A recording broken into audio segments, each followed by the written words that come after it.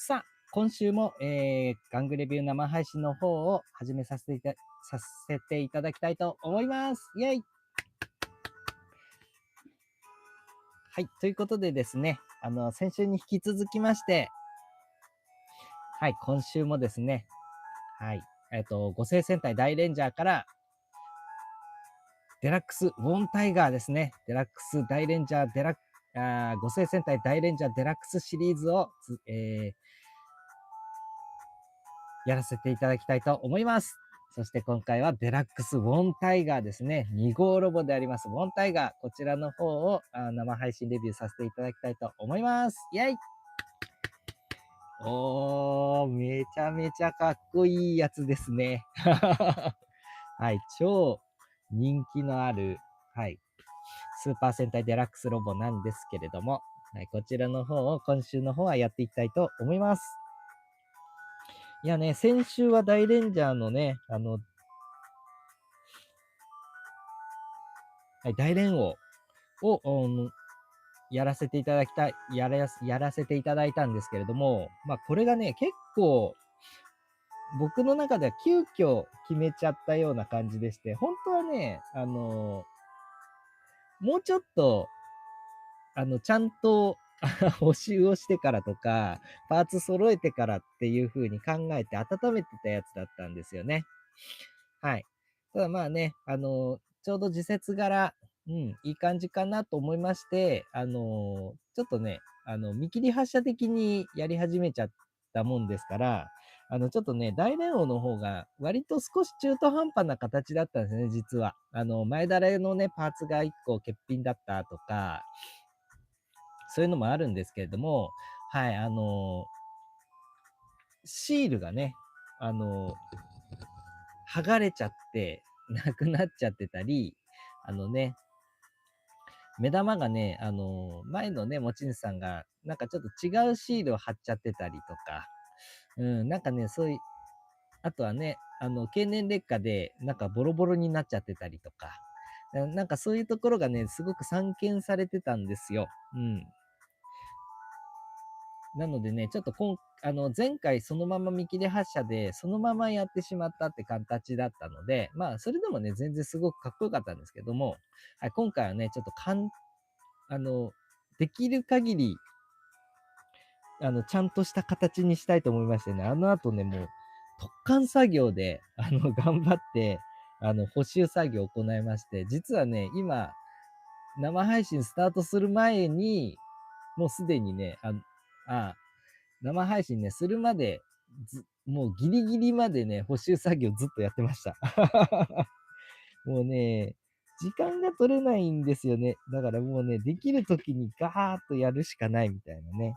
でね、そうそうそう、結構ね、思い立って一生懸命頑張ったんですけど、例えばね、この流星王、前回やった流星王ね、ここ横側、お気づきの方もいたかと思うんですけど、ここガッビガビだったんですよ。ボコボコに潰れちゃってぐしゃぐしゃになってたみたいなね。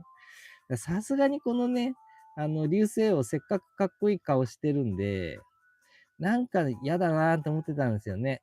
仕方ないとはいえと思って。でも、ちょっとね、一年発起して、ここシールね、自分で作り起こしました。で、作り起こして、貼り付けたんですけどね、思いのほかちゃんとうまくいって、ほら、新品みたいなシールになりました。ね。こういう感じで、ちょっとね、大連王をいろいろ補修しましたので、あとはね、ここですね。この丸シールとか。自分で作った割に、ほら、こっちは、元の製品版のシールで、こっち僕が作ったシールなんですよ。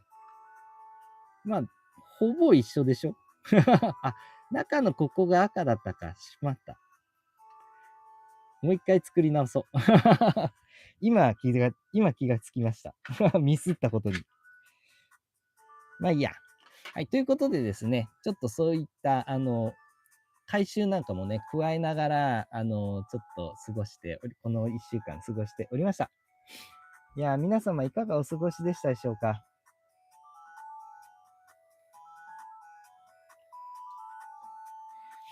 はい、ですね、ちょっとこの、玩具レビュー生配信をする前にですね、お口の潤滑油ということでですね、ちょっと、こちらのサワーなんかもいただきながら、お話をさせていただきたいな、なんていうふうに思うんですが、いやー、しかし、いよいよですね、明日ですよ、明日。ねえ、明日ついに最終回ですね。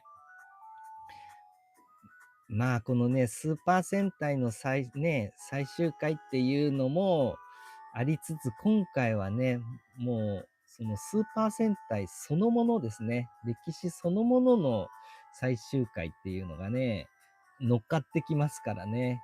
例年の今自分の寂しさとはまたね、比較にならないほどの、ちょっとなんか、寂しさみたいなのは感じますよね。いよいよ明日か。ね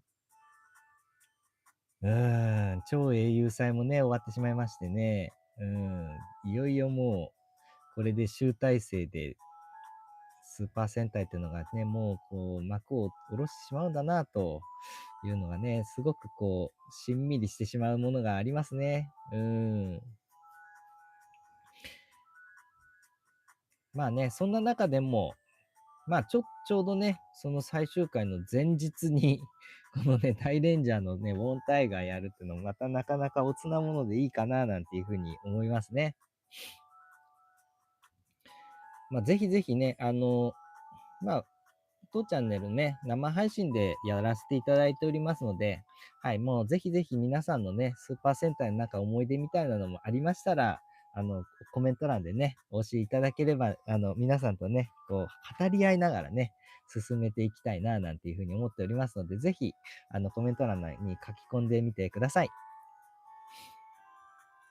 ケイタさん、こんばんは。ウォンタイガーだ。自作シールいいですね。どうも、ケイタさん、よくお越しくださいました。ありがとうございます。頑張って作りました。いやね、もうほんと、ちょっとしたことなんですけど、もうね、そのちょっとしたこともね、やる時間が本当に取れなくなっちゃって、なぜか。ね、もう、なんとかね、ない中、時間ない中みたいな感じでやらせていただきました。そうそうそう。で、今回ご紹介する玩具は、はい、前に出てる通り、ウォンタイガーということになりますが、まあ、あのー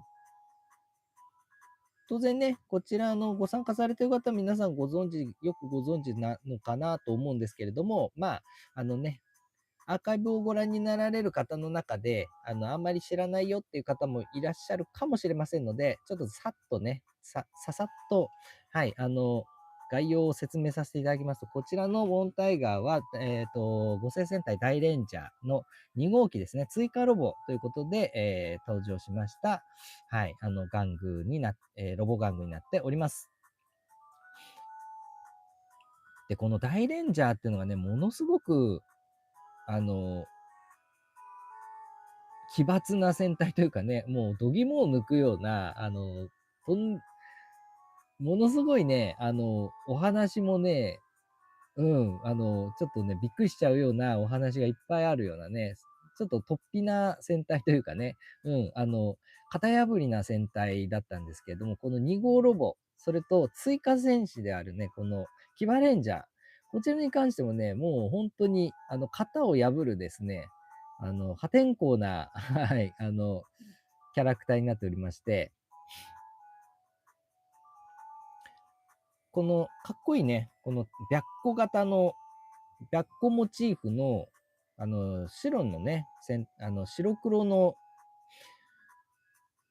白黒金を、配色を使った、すごくかっこいいね、スーツの、キャラクターなんですけれども、実はね、これ変身者は子供なんですよね。小学生ぐらいの子供でして、で、この小学生の子供がですね、白虎神拳っていうね、手持ち武器。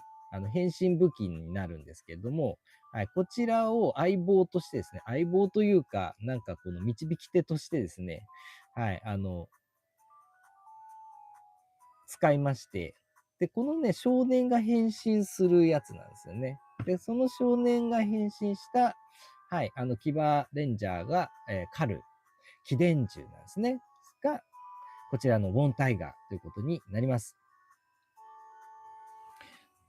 で、こちらのですね、デラックスウォンタイガーにも、はい、先日、お話ししました通りですね、ここのね、機体に乗るための、はい、騎馬レンジャーがね、ミニ人形が付属するというね、もう素晴らしいギミックが、このウォンタイガーにもあるんですね。はい。先週ご紹介いたしました大連王の5体の騎伝銃にもそれぞれね、5人の大レンジャーたちが付属しておりまして、そちら乗ることができたんですね。機体に乗せることができたんですけども、ね、それがもう僕にとってはもうとんでもなく素晴らしいギミックと、もう非常に素晴らしいギミックで、もう僕は大好きなギミックになってるんですが、こちらの2号ロボであります、ウォンタイガーもご多分に漏れずですね、騎馬レンジャーがついて、この額にね、乗せることができるんですね。ただ、ちょっと残念なことにですね、僕が中古で手に入れましたウォンタイガーね、この騎馬レンジャーは欠品ということでございまして。でね、前回の大連王の時に付属するやつもですね、実は竜レンジャーと獅子レンジャーは欠品してたんですね。だけど残りのレンジャーたちは2体ずついたので、はい、5人分用意できて1体余ってたんですね。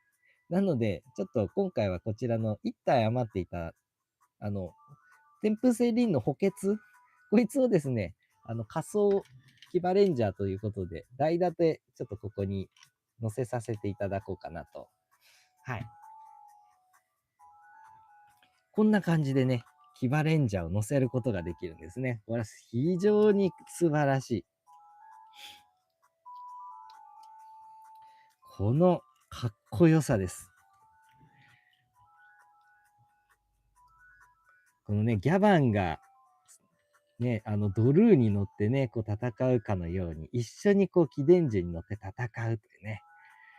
これがね、このデラックスロボで再現できちゃってるっていうのが、これ粋ですよね。このワクワク感って、本当にね、久しくないって感じですよね、スーパー戦隊に。なのでね、もうちょっとこれは非常にたまらないね、ギミックだなと、はい。前回のね、大連王をいじりながら非常によく思っていたところでございます。で、こちらのね、ウォンタイガー、追加戦士ロボなんですけれども、ライブマンですとかね、ターボレンジャーみたいに、2号ロボがね、パーツに分かれて、1号ロボに合体してスーパー合体とかっていうスーパー合体枠の2号ロボではなくですね、はい、前年の、10レンジャーよろしくですね、10レンジャーのドラゴンシーザーのように、実はね、1号ロボとコア取り替えで、合体する2パターン目の、はい、スーパーが、スーパー戦隊ロボっていう形の、はい、ギミックになっているんですね。なので、こちらは、どちらかというと、スーパー合体というよりかは、大連王の流星王の代わりに合体する枠ということなんですね。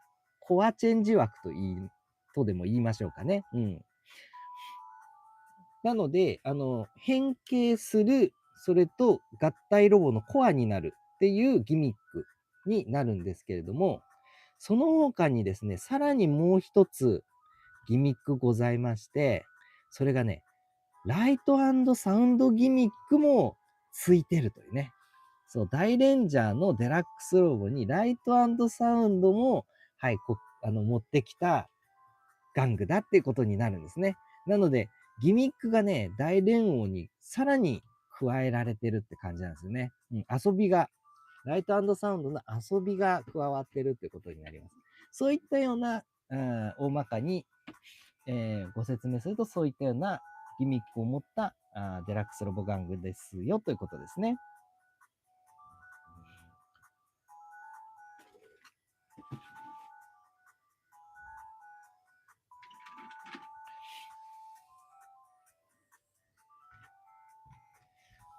いやー、これね、かっこいいですよね。この白虎の、もうね、ゴリゴリマシンタイプの白虎って感じがね、すごくかっこいいですね。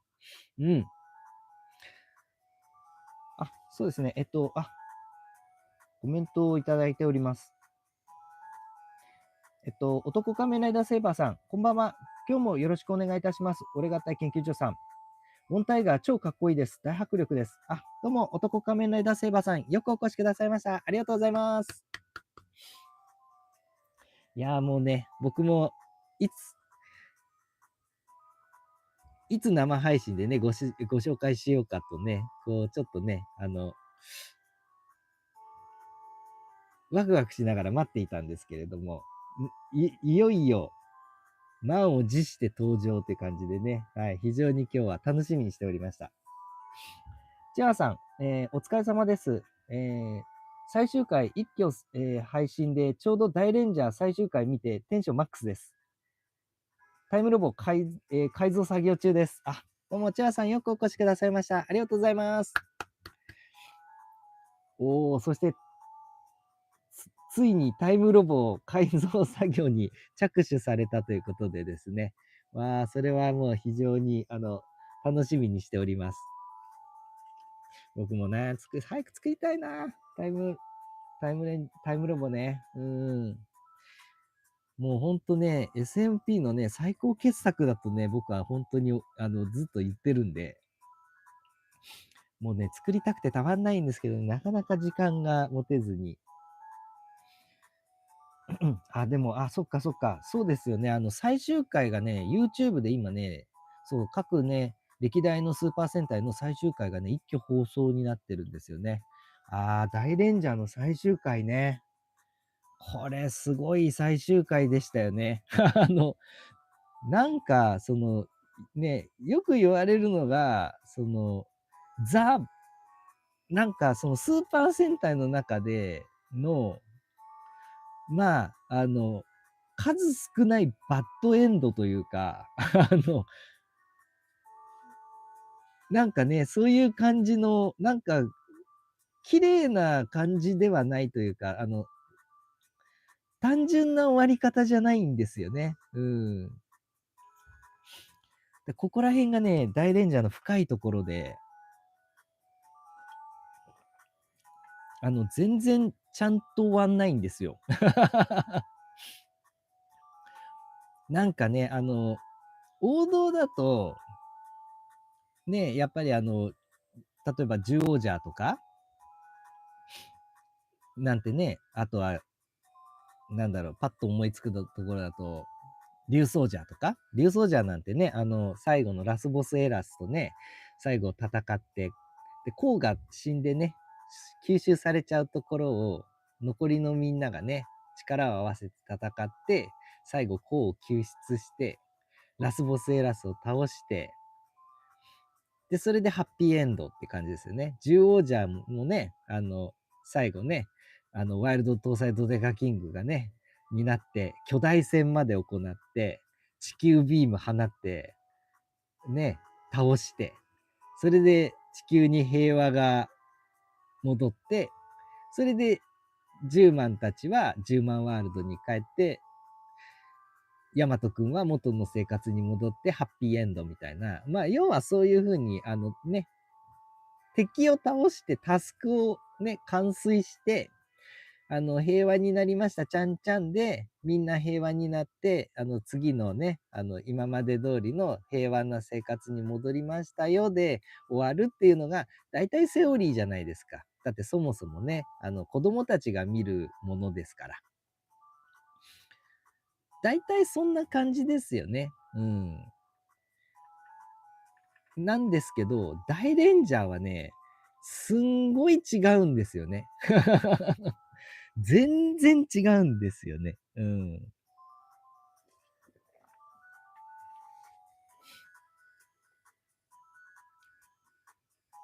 まあ、そっか。結構ね、そうですね。結構僕、この話もね、ちょっとしようかななんて思ってて、なんとなく頭の中にはあったんですけど、まあまあまあまあ、流れの中で時間があれば、みたいな感じで思ってたんですけど、まあ、僕のね、ちょっとエンジンがかかる前のね、ちょっとオープニングトーク的なところで、まず、もう最初言っちゃうか。スーパーセンター、来週最終回だしね、50じゃね、最終回談義っていうのもいいかもわかんないですね。そうそう。んでね、大レンジャーどういう風な終わり方だったかっていうのは、実はね、これね、エヴァンゲリオンとかみたいなもんで、あのね、読者の皆様のご想像にお任せします的な感じなんですよ。まあ、どんなことかっていうと、あのシャダムっていうね、敵が最後ラスボスになるんですよね。うん。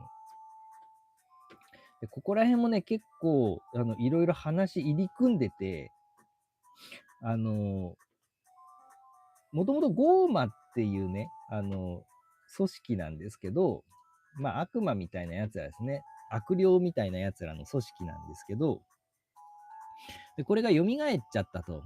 だから、戦わなきゃいけないんですね。人間側のあ戦いとして。で、ゴーマはね、揚力っていうのを使って戦うんですよ。で、それに対して、人間側として大レンジャーは気力を使って戦うんですね。揚力と気力でぶつかり合って戦うということなんですよね。で、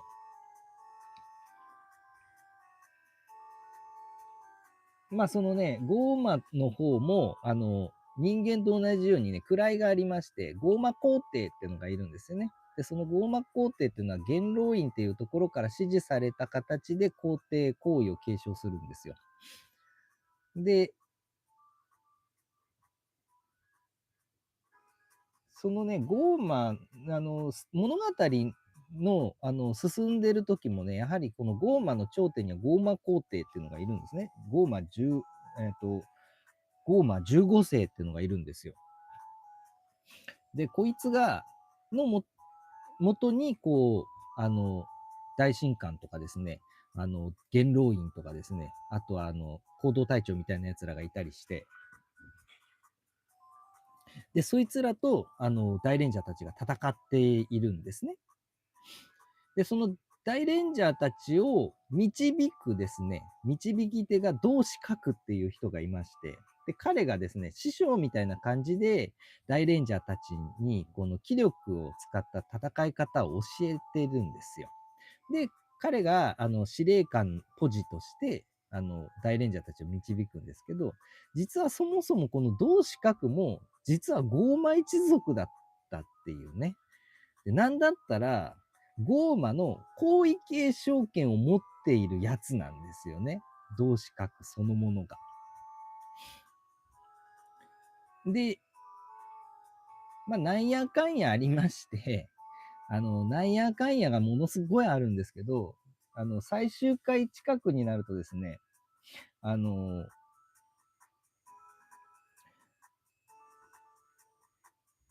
行動隊長のね、リーダー格であるシャダムってやつがですね、ゴーマ皇帝、このシャダムも、皇位継承権持ってるんですよ。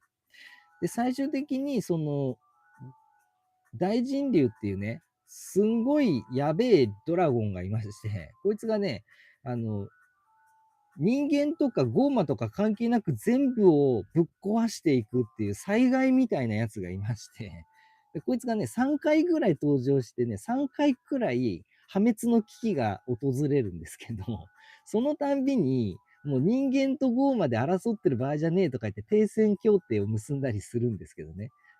もうこの時点で子供が見る番組じゃねえって感じになるんですけど、このね、3回目の大人流がこう来た時にですね、もうその、ゴーマ15世が皇位をね、譲ると。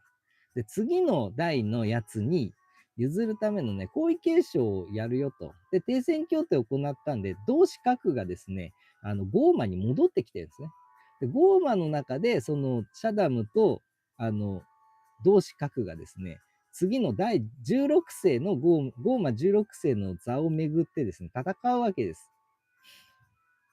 で、そんで、シャダムが、皇位継承権を取ったんだって言って、ゴーマ、15世にですね、皇位を譲れと言って、皇位の証の玉をよこせっていうふうにやるんですけど、いや、自分が生きてるうちはこれは渡さないよと。だから俺が死んだらお前がやれっていうふうになったんですけど、うるさいって言って、シャダムがね、それを取ろうとするんですね。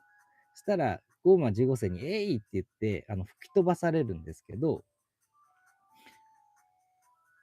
で、そこで、なんかこう、ゴーマ15世がわははってなってたら、シャダムが、土に帰れって言うと、その、皇帝がですね、泥人形のように崩れていっちゃうんですね。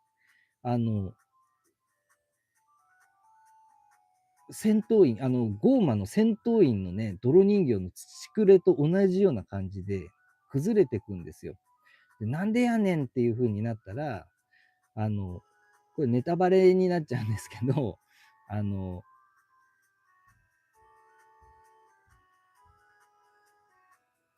そもそも、そのね、2000年前だか3000年前だかに、ゴーマと人間でね、大きな争いがあったって、戦争が起こったんですね。で、その大きな戦いの時に、なんと、ゴーマのですね、皇位継承権を持っていた人の多くと、そのゴーマ15世そのものは、実はその戦争で死んでたんですね。で、シャダムだけが生き残ってたんですよ。だけど、で、その時に生き残ったのはシャダムだけだったんで、シャダムがその時にゴーマ15世になろうとした16世になろうとしたんだけど、なんか元老院がその時のシャダムの立ち位置ですとか、人間性みたいなところで、うるさかったらしいんですよね。で、できなかったらしいんですよ。その時の戦時のごたごたで皇位継承することができなかったらしいと。で、わけわかんない形で、よそ者に取られるぐらいだったらっていうことで、その時にシャダムがですね、土人形、泥人形を作って、死んだゴーマ15世の魂を土くれに入れてですね、15世を生きてると勘違いさせてたんですよ。で、他の奴らの皇位継承を持ってる奴らとか、高官とかも死んじゃってたんですけど、泥人形で再生されて同じように、生きてると錯覚させてずっといたらしいというね。今までなんやかんやあったけど、あれ全部茶番で、本当は全部、シャダムが黒幕で、後ろから操ってたってことだったんですよ。で、そんなことも分からずに、他のシャダムたちはね、自分たちが本物だと勘違いして今までやってたと。っていうのが最終回で分かるんですね。で、そんなバカなっていう形でやってたんですけど、で、晴れて皇位継承権を得たシャダムがですね、シャダム、ゴーマ16世になってですね、で、大レンジャーたちとラストバトルを始めるわけですけど、その時に死んだはずの同志核がですね、巨大な幽霊となってね、現れてきて、もう戦うのはやめろと。もうね、揚力と気力っていうのはそもそも表裏一体のもので、どっちがあってどっちがなくなるとかじゃないんだよと。だから気力があり続ければ揚力は絶対に同じだけあるし、揚力が滅びれば気力も滅びてこの世から全てなくなると。だから、武力は持ってても行使をしない。睨み合ってずっと睨み合い続けることに意味があるという話になって、だからもう戦うのはもうやめろと。引けということを言うんですよ、幽霊の同志閣が。で何を言ってるんだって言ってたら、その、テンポ来来の玉とか、そのね、気力とか、変身スーツとかも全部取り上げられちゃうんですよ。そしたら、大レンジャーたちもですね、変身が全部溶けちゃって、生身の体になっちゃう。で、シャダムも、ゴーマ16世だったのに、の皇帝の格好してたのに、それがね、元のシャダムの、ボンテージスーツみたいなやつに戻っちゃうんですね。変身が解けちゃうんですよ、両陣営。で、もう気力の技とかも使えなくなっちゃう。ただの人間になっちゃうんですよ。でもそれでも戦いをやめないで、シャダムはですね、持ってたナイフで大レンジャーたち切りかかるんですね。ところが、もみくちゃになってる間に、自分の持ってたナイフがですね、自分に刺さっちゃうんですね。それでシャダムがグエーっつって、死ぬーっつってやった時に、シャダムが口から血吐いたと思ったら、その血は血じゃなくて泥だったんですよ。なんでっつって。そしたら、みるみるシャダムの体が泥になって崩れてくんですね。そんなバカなって。俺も泥人形だったみたいな感じで、泥になって崩れてくんですよ。で、っつって。で、そんで、シャダムがなんで泥人形だったのっていう、説明は一切ないんですよ。一切ないの。で、そしたら、時がね、何十年も飛んじゃうんですよ、そっから。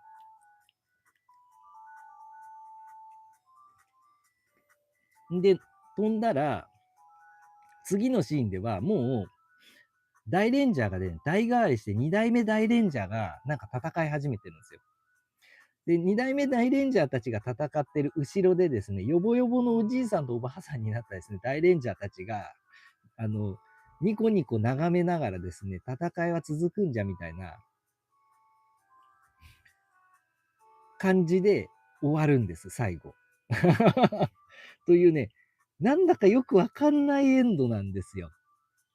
ただ、で、その後もですね、戦隊ファンの中では、結構なこのね、考察があって、あれは一体何を意味しているのかなというのは、いろいろね、皆さん思うところあって、いろいろ考察される方があるんですけど、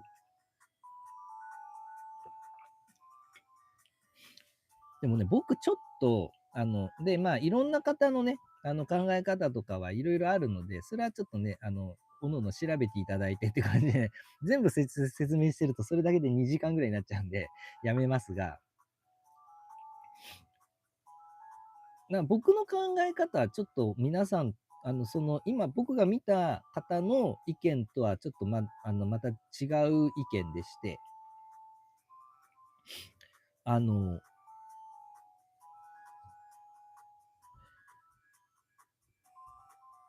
結構深いんじゃないかなって思ってるんですよね。もともとこれ中国の陰陽五行の、モチーフになってる戦隊じゃないですか。大レンジャーって。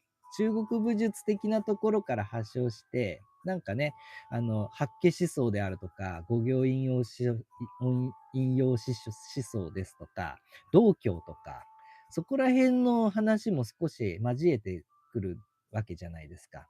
そうすると、陰陽表裏一体の思想があって、で、そこら辺から鑑みるに、なんかこのね、生と死とか、正義と悪とか、それらそのものに、そもそも意味がないというかね、そうじゃなくて、それそのものが、営まれていることそのものに慈しみがあるというか、意味があると。いう考え方があるんですよ。なんかね、そういうところを表してるんじゃないかなと。で、武力を持って重複をするっていうのは、それが正義だろうが悪だろうが、相手を一方的に叩きのめして重複するって、それ別に大レンジャーがゴーマにやっちゃったら、それゴーマがやってることと同じなんじゃないのと。相手をね、武力で叩きのめして、物言えぬようにしてやれって自分の思う通りにすることが、果たして本当に平和なのかとか。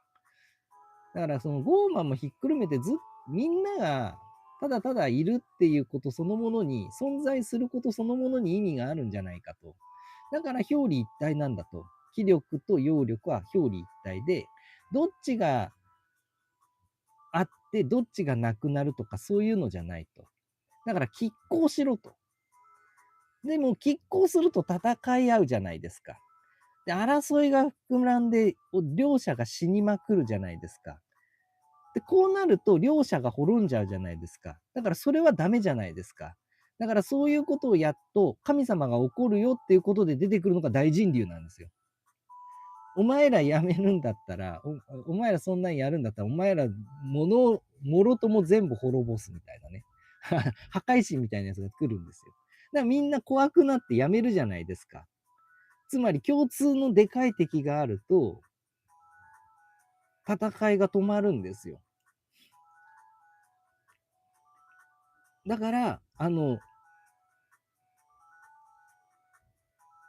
本質的には揚力を持っちゃってるゴーマンもいるけれども、それに相対する気力を持ってる人間っていうものがいて、それは表裏一体であると。陰と陽の存在で、それはどっちかがあればいいっていうもんじゃないから、ずっとあり続けろと。で、戦いをするなと。力を持っている者同士は、睨み合ってバランスをずっと取り続けて、それこそが世界なんだっていう、五行陰陽の世界をストーリーで表してるんじゃないかというのが僕の見立てでして。で、これって、ややもすると、スター・ウォーズも同じ構図なんですよね。フォースっていうものが、そもそも世界を形作っていて、そのフォースにはライトサイドとダークサイドっていうのがあって、ライトサイドのフォースを操るのがジェダイであり、ダークサイドのフォースを操るのがシスであると。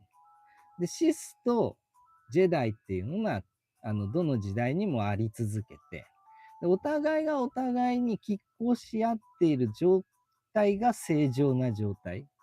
だから、シスがどんどん、世の中にはびこっていけば、世界は戦乱の世の中になってしまうし、じゃあシスがなくなればいいのかっていうと、シスがなくなると今度ジェダイが腐っていくんですよね。で、膠着していっちゃうんですよ。だから、どっちがいいってんじゃなくて、両方とも同じ量だけあって、で、いがみ合って戦乱がない状態が一番ベストな状態。これがフォースのバランスをもたらしてる状態っつう、そういう世界観なんですね。だから、ちょっとスター・ウォーズと似てるんですよね、大レンジャー。だから、意外とそこら辺のめちゃめちゃ深い話を、あの、スーパー戦隊で何の説明もなくやっちゃってたんじゃないかっていう説が僕の中でありまして。なのでね、大レンジャーって実は、ただただ変なバッドエンドで終わったっていう戦隊じゃなくて、実はめちゃんこ深い、なんか哲学的なことを放り込んできた、ちょっとエキセントリックな物語をやっちゃった戦隊なんじゃないかっていう説が僕の中でちょっと有力であるんですよっていうことをちょっと今、オープニングトークでですね、お口の潤滑油としてですね、はい、ちょっとお口の体操という形でですね、お話しさせていただきました。いやロボ玩具はいじらずに何を言ってるんだっていう形なんですけれども、申し訳ございません。長々と講釈を垂れてしまいました。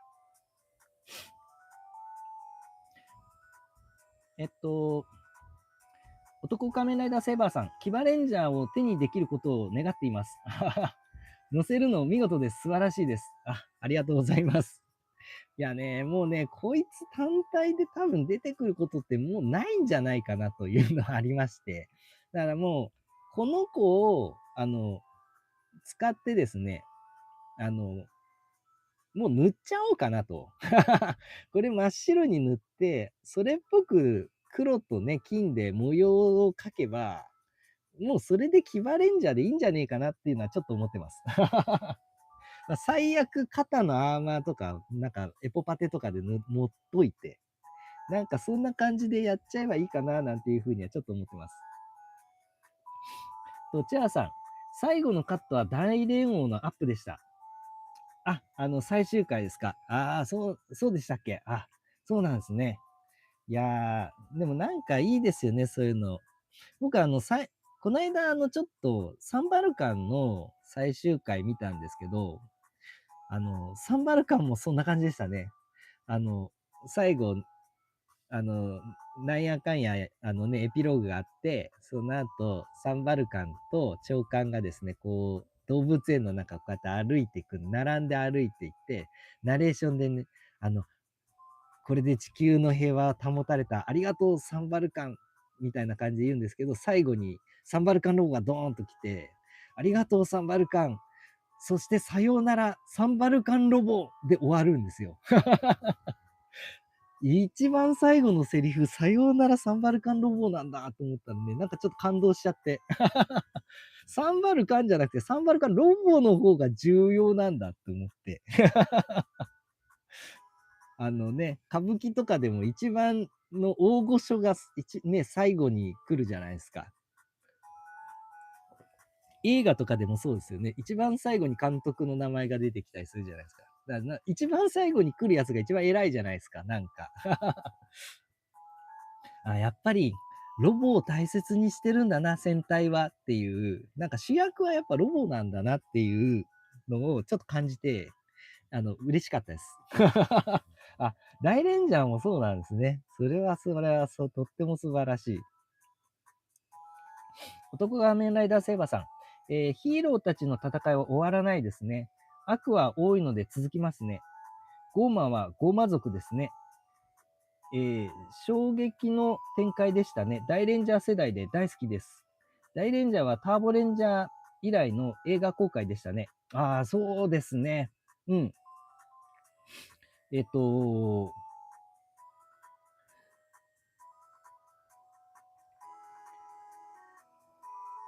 そうですね。衝撃的な展開ってことですよね。いや、もうね、めちゃめちゃ、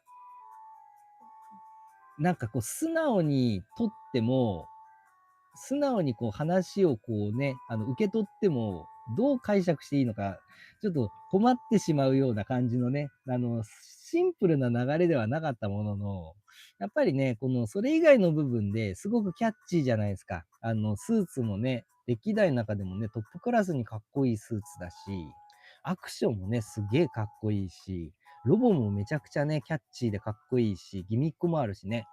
だからそういう感じだから、なんかこう、なんだろう。だから大レンジャーって、そのシンプルじゃないからこそ、すごく後世にもね、語り継がれるような、めちゃめちゃね、すごい作品になったんじゃないかなっていうのは本当に思いますね。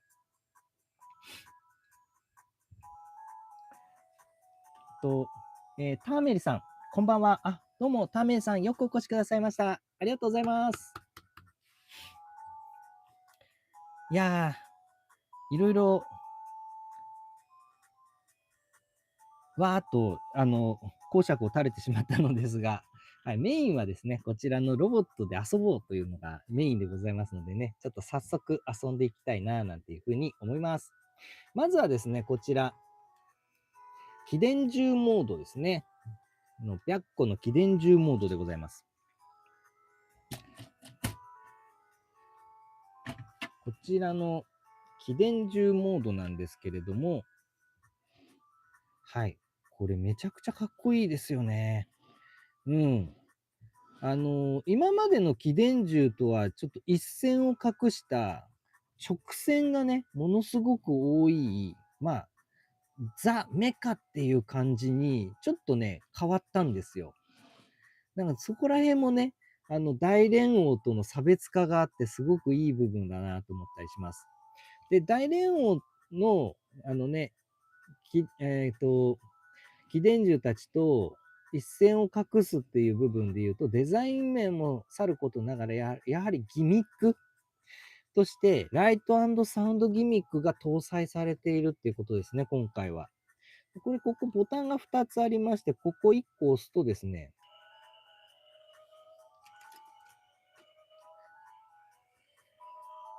ちょっと思いのほか音がちっちゃいですね。ちょっと音を消して。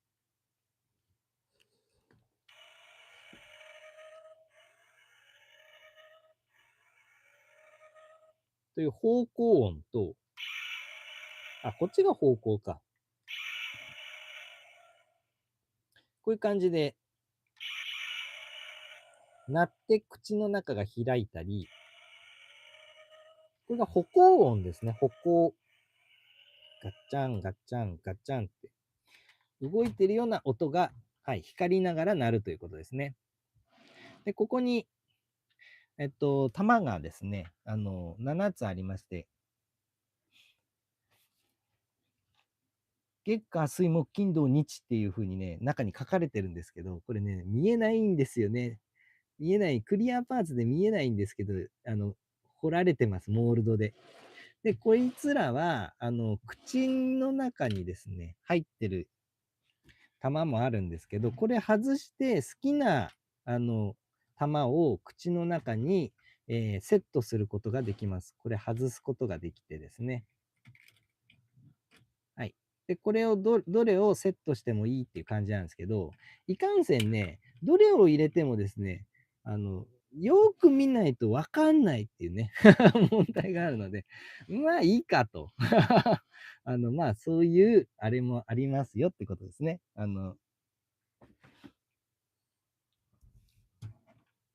そういうね、細かいギミックなんかもあって、とてもね、面白いギミックになっております。でね、で、これ、口もですね、顎も貴殿樹の状態で開くこともできるので、とても、かっこよくて、ギミックもある面白い貴殿樹だなと思います。一応ね、ここの段階では少し前足がロールする、ワンクリックロールする感じかな。あとはこのね、足がこう出せるって感じですね。うん。後ろ足は、こういう感じで動かすことはできるんですけど、ポージングっていう感じには使えないかな。うん。まあ、なんかね、ポージングして遊ぶっていう感じじゃなくて、変形できてね、変形した後の姿がこれはかっこいいっていう感じが、はい、この貴殿獣のね、はい、貴殿獣モードのウォンタイガーの遊び方でございました。と、男仮面ライダーセーバーさん、すみません。言葉が足りなくて申し訳ございません。あ、いやいやいや、何をおっしゃいますやら。なんかありましたあれああ、すいませんね。なんかこう、いろいろ、拾いきれてないものがあって申し訳ない。こちらの、拾い方の問題です。失礼いたしました。ケイタさん、子供の頃は、おじいちゃんになってるとか何も考えずに楽しんでたけど、大人になるといろんな考察に触れられるのもまた楽しい。そうですね。深い話ってそうなりますよね。なんかこう、見た時の年代によって、考え方がちょっと変わってきたりね。うん。どういう立場で捉えるかによって、その話の捉え方が変わってきたりっていうのはすごくありますよね。うん。なんかね、うん。話のこの勘どころみたいなのが年齢によって変わってくるっていうのも、なんかこのいいお話の共通点みたいな感じにもなり得ますよね。うん。なんかこう、あ、今ね、ちょっと、いい話がいっぱい思い浮かんだんですけど、スーパー戦隊全然関係なく話になって、結構長話になりそうだから、今ちょっと自重しようかななんていうふうに思っちゃいました。そうそうそう。ね、いいお話ってやっぱりこのね、受け取り方によって何パターンもね、受け取り方があって、それらも含めてね、全部こう内包する、はい、魅力がね、ちゃんと備わっているお話っていうのはやっぱ深いですね。懐が深い感じがありますよね。だからもしかしたら僕のその汲み取り方がね、うがりすぎちゃってて、なんかね、こう、こねくり回しすぎて勝手に考えてるだけじゃないんであるならば、とっても深い深い話なんじゃないかな、なんていうふうにはちょっと思いました。オトカメラダーセーバーさん、光っていて素晴らしいです。幸せです。音声超いいですね。結構ちっちゃいんで、音伝わってないかなってね、心配してたんですけど、よかったです。拾っていただけて。そう。ね、やっぱりね、こう、ね、光って鳴るっていうのがちょっとあるっていうのもね、この当時からしたらすごくね、豪華なギミックなんですね。ちょっとね、リッチなギミックになってるなっていうところで、少し、結構ね、うん、目をね、引くような、ギミック多彩なね、ギミックを積んだデラックスロボっていう立ち位置でしたね。うん。ということで、こちらのウォンタイガー、まずは、はい、変形、なんだっけ、武人変化だっけ秘伝、武人変化だっけ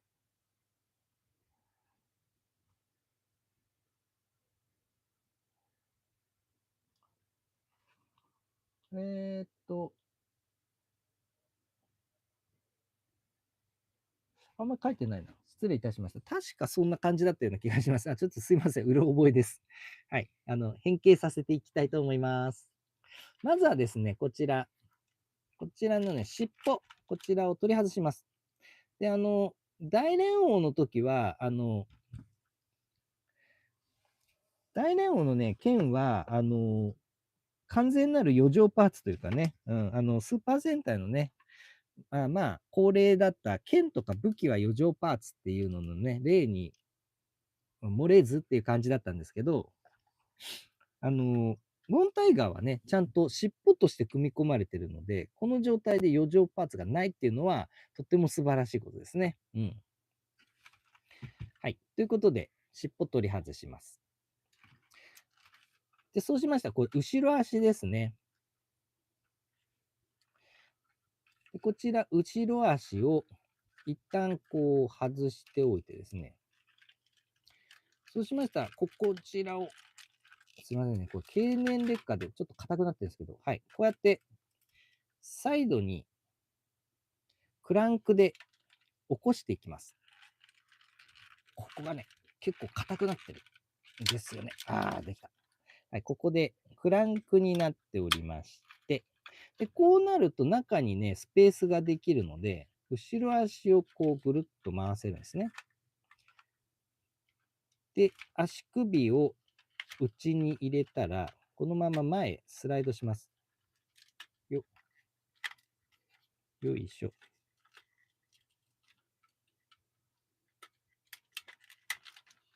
はい。こんな感じですね。はい。これによって、後ろ足がつま先になるわけですね。はい。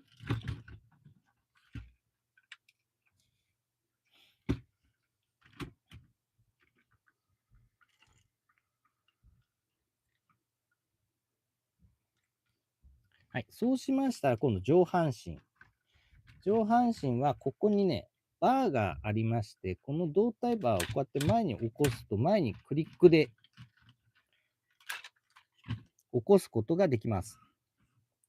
はい。そうしましたら、腕を回転させて、爪を前に起こすと、拳が出現いたします。よいしょ。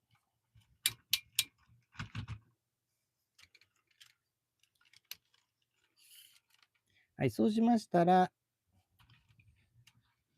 はい、機体上部を起こすと頭部が出てきまして、さあ、これで完成。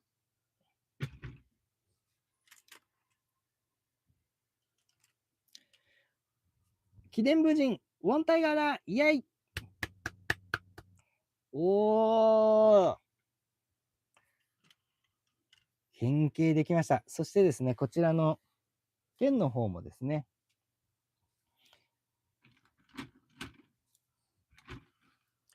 手に持たせまして、はい。これで完成でございます。おー、なんかこう、すごい、正当にかっこいい色ですよね。またこのカラーリングが白と黒、それと金メッキっていうね、めちゃめちゃシックでかっこいい配色になっております。また、このね、この頭部が活かしてるんですよね。これめちゃくちゃかっこいい。ね、顔もね、すごくイケメンで、でね、金メッキとか使われてて、すごく、豪華なんですね。だけど、その、立ち位置的には、流星王的立ち位置なんで、やっぱ顔がですね、割とその装飾が少し少なめな、シンプルな感じの顔になってるんですよね。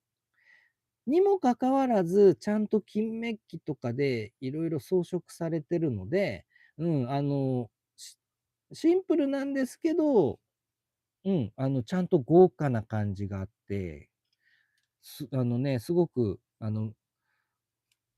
メリハリが効いててかっこいい顔になってる。うん、なんか絶妙なバランス感覚で、はい、デザインされてる顔だなっていうふうに思いました。うん。目立ちすぎず、さりとて、おざなりにならずに、まあ、この状態での、まあ、一番かっこいい部分を攻めてきてるって感じが、はい、すごくしますね。いや、すごくね、うん、まとまっているなっていう印象です。うん。そして、こちらはですね、流星王の時にはすごいね、素晴らしいギミックで、あの、竜レンジャーがですね、なんと武人変化するときには中に乗り込めるんですよね。うん。胴体の中にセットして、そのまんまね、頭部をガボッとかぶせることができたんですね。それによって中に乗り込んだっていう形になったんですけど、今回のこのウォンタイガーに関しては、そのギミックはなくて、なのでその代わりにですね、この頭の上に、おっと、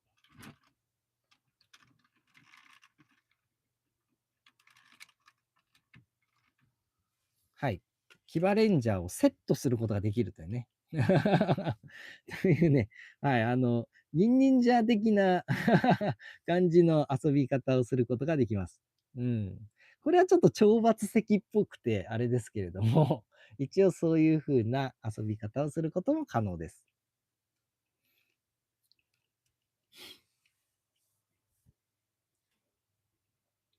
はい、ターメルさん、ウォンタイガー無人変化だったはず。ありがとうございます。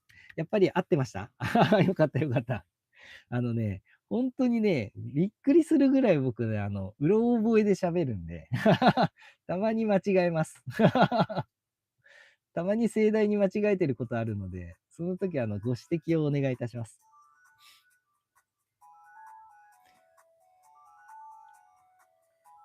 チアンさん、SMP でもこの大理石調の成型色が再現されてて嬉しかったですね。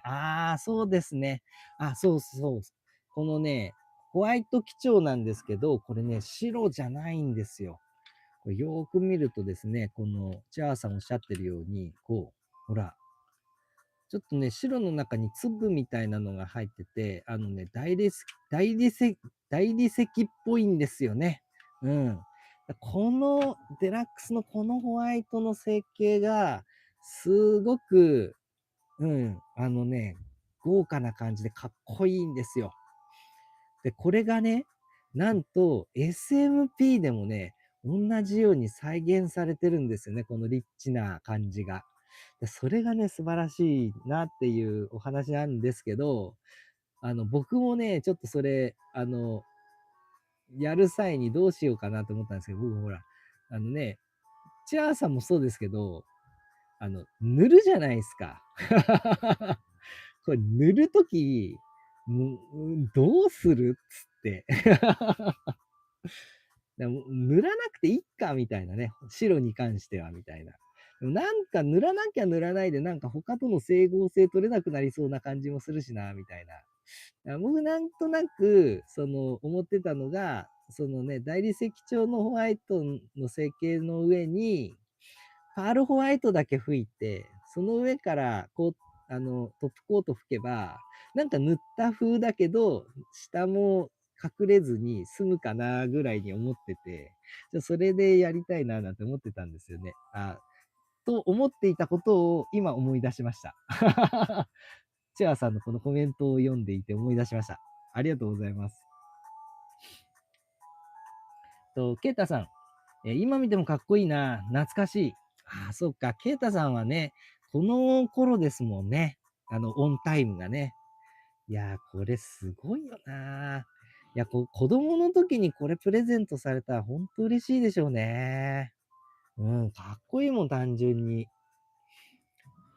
なんかちょっと、テイスト的にね、デラックス戦隊ロボ玩具調でもあり、またちょっとマシンロボ的な、なんか雰囲気もありつつ、なんかこう絶妙なラインのデザインって感じがありますよね。男仮面ライダーセーバーさん、かっこいいですね。見事です。いや、ほんとそうですね。もうなんか、この頃の年代のスーパー戦隊、ちょっと神がかってるところありますよね。うん。神がかかってるって言っちゃったらずっとそうなんですけど、なんかこうね、もちろんね、グレート5とか、ね、スーパーライブロボ、スーパーターボロボとかっていう凄さはありつつ、やっぱり大獣人、究極大獣人っていうのが一個ゴーンと出るじゃないですか。で、その後、ね、大連王ウォンタイガーですよね。で、その後、隠れんじゃーじゃないですか。無敵将軍、隠れ大将軍じゃないですか。ね。なんかこう、単純なスーパー合体をしないけど、めちゃめちゃレジェンドな戦隊ロボになった三重士じゃないですか、なんか。10レンジャー、大レンジャー、核レンジャーって。なんかここら辺の3年間ってなんかちょっとすごいですよね。なんかこう、1個殻全部ぶっ壊したっていうか、殻を破ったっていうか、殻ごと大爆発したみたいな、そんなぶっ壊し方ですよね、ここら辺の世代って。なんかすごい、勢い感じますよね。なんかデザインからもそういうね、覇気みたいなものが結構出てるなっていう感じがします。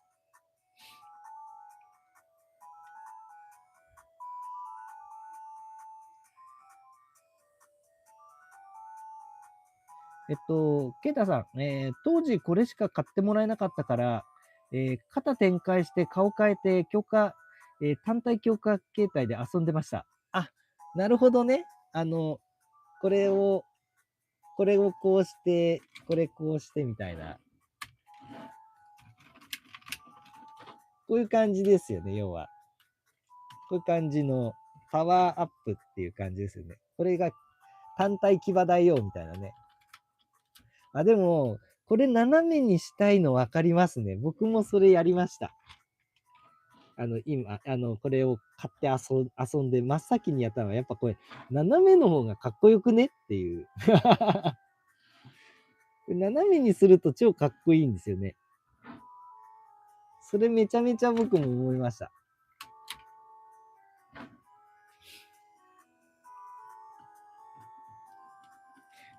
男仮面ライダーセーバーさん。セットできるのすごいです。お勉強になります。ありがとうございます。この頭のね、やつね。なんかどっかにね、流星音みたいにね、仕込めたらもう完璧なんですけどね。だからここのさ、口が開いて、この玉の中にこれが入れられたりしたら最高なんですけどね。まあ、ここにこうやって入れちゃうとね、なんか食われてるみたいな感じになりますもんね。なんかこの中にコックピット機能みたいなのがあったら最高だったんですけどね。あ、いい、ありがとうございます。チャーさん、肩に白虎の美が書かれてるのがおしゃれ。すごく濃い幼少期を過ごしたんだなと実感してます。そうそうそう。このね、貴殿銃って、模様がね、いろいろ書かれてるんですけど、その中にね、アナグラム的にですね、そのね、貴殿銃の、象徴してる文字がですね、隠されてるんですね。で、これって、ここにね、白虎の B が入ってるんですね。B が。そうそうそう。模様と見せかけて実はひらがなっていうね、そういう、真剣ジャー的な真剣ジャー的な仮面ライダー需要的な感じのやつも、紛れてるよっていうおしゃれさがあるってことですね。いや、でもそうですね。チアンさんもそうですもんね。同じぐらいの世代ですもんね。いや、本当にそうだと思います。いや、もう、スーパー戦隊の中でもやっぱこう、ドーン、ドーンっていうね、めちゃめちゃド派ネした世代っていうのがやっぱあるじゃないですか。やっぱその中でも、まあ、特大の大爆発の時の世代ですよね。うん。だからライブマン、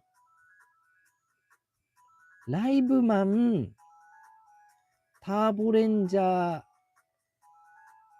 ファイブマン、ジェットマン。で、10レンジャー、大レンジャー、核レンジャーか。ここずっとですね。考えてみたら。ここずっと大爆発だな。ちょっとファイブマンの時だけね、スーパーファミコンにやられちゃいましたけど、それ以外ずっと大爆発ですね。そういう意味で言ったら、ここら辺の時に幼稚園とか小学校低学年の時過ごせたって、これちょっとドエレーっすね。ドエリャー世代ですね、ここら辺は。いや、とんでもないと思います。ターメリさん。10連、大連、核連はロボも革新的で敵を完全に倒さないエンドという共通点もありますね。ああ、なるほどね。そういうところも、なんかお話のこう共通項的な感じであるのかもわかんないですね。うん。でもやっぱりこう、なんだろう、ギミック的なところのびっくりさ加減っていうのはやっぱりありますよね。とりあえず、その、ターボレンジャーとファイブマンで、あの、あまりにもちょっとゴージャスすぎたじゃないですか。スーパー合体するロボットがまるっと格納されちゃうよっていう、で、基地ロボの中に全部格納できる。ね、スーパー、5体合体のロボ、スーパー合体、全部格納する基地、さらにそのスーパー合体したものをまるっと中に収められる基地ロボっていう、スーパー戦隊の中でも類を見ないリッチさが2年連続で続いたんですよね。ターボレンジャーと5なんでね。で、多分ここで、スーパー合体までの世界の時には、なんかギミック頭打ちみたいな感じがあったんじゃないですかね。で、そっから先は、なんかこの、別の道を開拓するっていうのの戦いになってった。この、ね、なんだろう、インフレを、果てしなくインフレをしていくっていうインフレとの戦いじゃなくて、こっちはもう頭打ちだからこっちの道を探そうみたいな、そういうね、この横の裾野を広げるための戦いみたいなのがそっから先始まってったみたいな。で、その時そのね、こういう合体のパターンで来ましたかみたいな、その驚きってやっぱりすごかったですよね。やっぱ究極大十字に出たとき、飲み込むまで時間かかりましたけど、飲み込んだらとんでもない魅力になりますもんね、やっぱり。ここら辺はやっぱ天才的な発想で、なんかこのロボに真正面から向き合ったんだなっていうプロたちが。っていうのはすごくひしひしと感じますよね、ここら辺の年代のロボからは。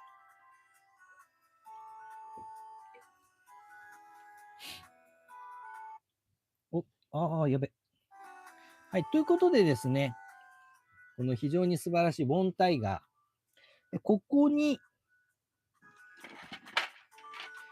前回、レビューさせていただきました、1号ロボの大連王たちですね。彼らが来るわけです。少々お待ちください。いやね、ちょっとね、いろいろ、補修作業などをしていてですね、ばらしたまんま、時間なくですね、そのまんま持ってきてしまっているので、ちょっとですね、今、お化粧直しをしております。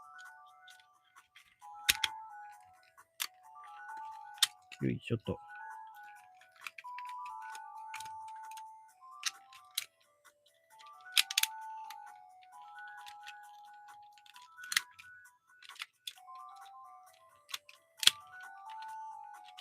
はい、まずは、こちらですね。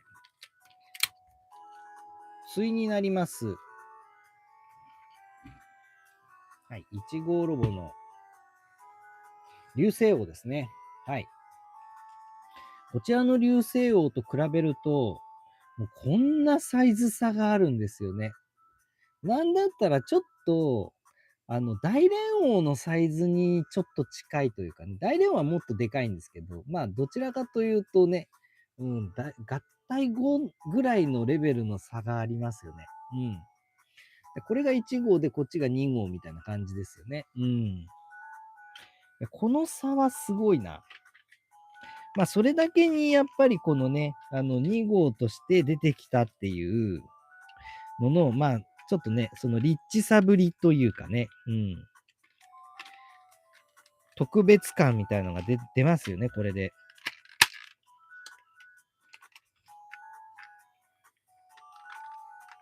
やっぱりこの同じぐらいのサイズのロボだったら、やっぱこの、強化合体もしないし、なんかこの、いや、新しいロボですよって言われても、なんかちょっと説得力がね、少し乏しいのかもわかんないですからね。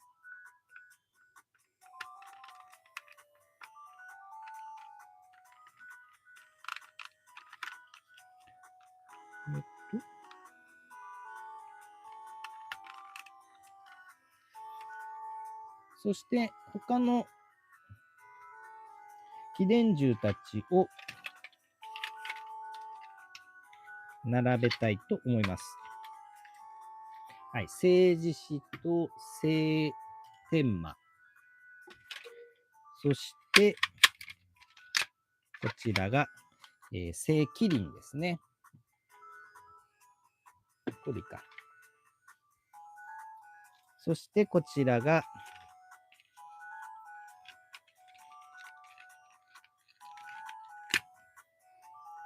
はい、こちらが聖鳳凰ですね。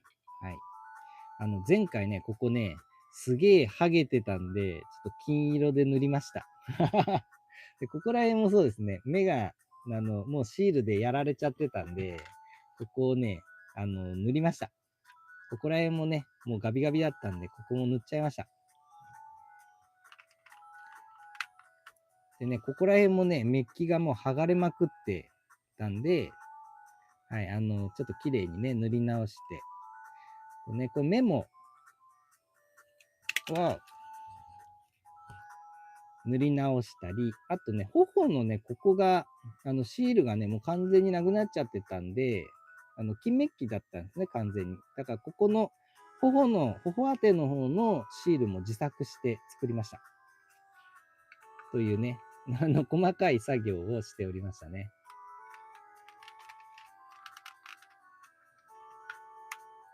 はい。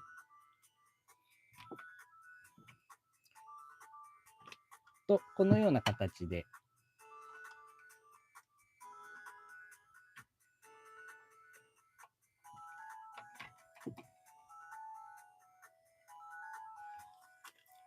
はい。秘伝獣たちの勢ぞろいでございます。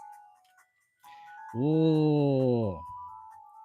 で、この状態になりまして、まあね、こいつらが大連王に合体したわけですけれども、今度はですね、この流星王がいなくなりまして、代わりに、このウォンタイガーを中心に、この秘伝獣たちが合体することによって、はい、パワーアップ形態の騎馬大王、こちらに合体することができます。ですので、ちょっとそれをね、やっていきたいと思います。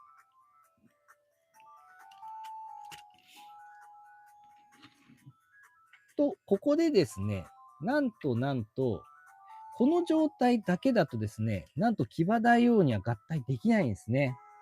どういうことかと言いますと、この西方王、こいつがですね、このままだと合体できませんで、騎馬大王にですね、こういったアタッチメントパーツ、付属パーツがありますので、こいつをですね、乾燥する必要があります。で、それがね、ここの底面に、こいつを接続すると、なんと、はい、西方王がですね、足が生えてくるわけですね。はい。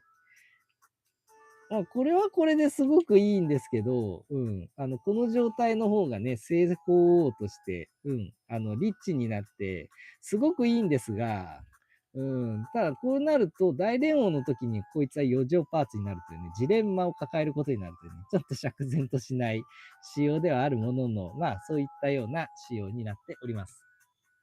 はい、この状態で、はい、合体していきたいと思います。いくぞ、新生合体だ。これはね、新生合体っていうらしいです。はい。ということでですね、合体させていきたいと思います。まずはですね、こちら、ウォンタイガーを合体させるにはですね、まず足ですね。つま先をですね、こんな感じで立てます。立てましたら、このね、胴体をちょっとワンクリックだけ倒します。で、そうしましたら、足を縮めます。はい、そうするとこんな感じの、はい、形態にできます。で、そうしましたら、胴体をですね、ガボッと左右に開くとですね、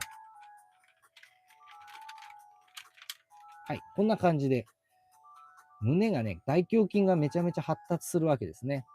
とりあえずこちらでウォンタイガーの合体準備は完了です。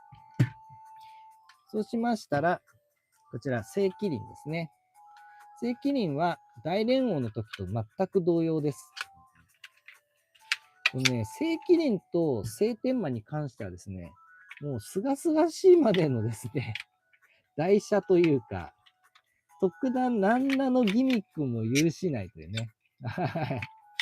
このすがすがしいまでの感じがね、逆に、男らしくて素晴らしい。なので、特段、騎馬大王になるからといって何か変わるわけではございません。そのまま、大レオンと同様にこちらに合体します。このね、ちっちゃいこの足に合体するんですね。いきます。合体。よっ。はい。合体しました。そしてこちらは聖天馬ですね。こちらも合体。はい。合体できました。おー。これで、ウォンタイガーの時もね、結構でかかったんですけど、おー、めちゃめちゃでかくなります。これだけで。おー。すげえでかい。さあ、そして、こちらですね。政治史。これね、外れやすくなっちゃってますね。これもちょっと、あれが必要ですね。補修が。はい。政治史なんですけれども、この後ろのですね、この兜、これは残念ながら余剰パーツです。なので、置いときます。でそうしましたら、こちら。大連王の時と同様に、よっ、買って、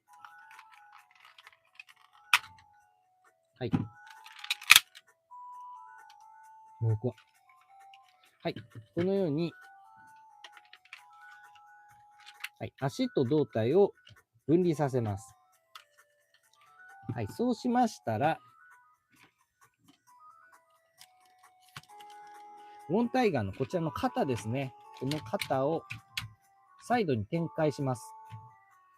そうしましたら、はい。はい。政治史の肩の部分ですね。こちらを、こちらのアタッチメントパーツの方に合体させます。合体。おー。これによって非常にこうマッシブな肩にボリュームアップすることができました。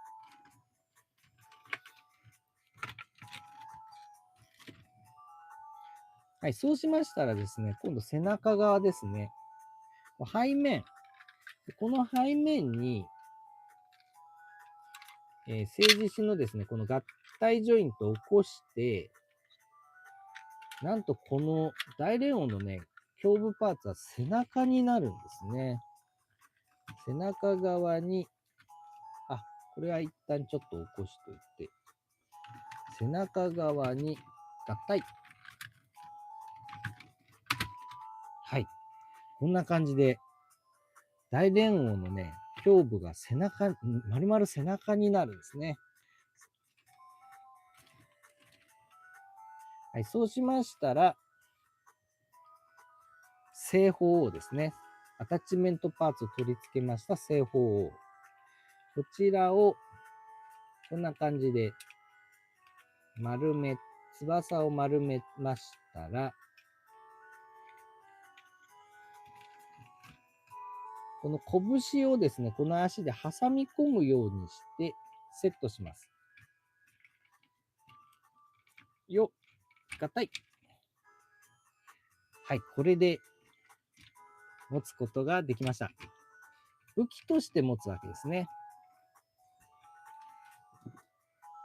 で、こちら側には、こちらの剣でも持たせておきましょう。さあ、そうしましたら、最後に、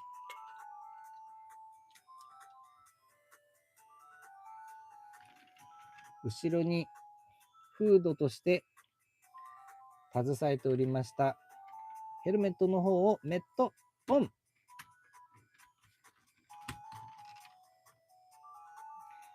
さあ、これで完成。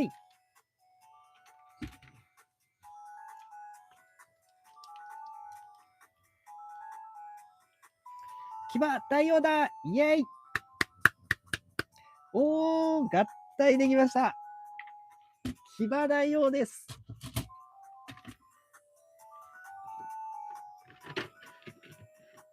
おー、めちゃめちゃかっこいいですね。ちょっと騎馬大王のこの目のバイザーのシールがやはりね、ちょっと昔の玩具なんでシールが弱くなってますね。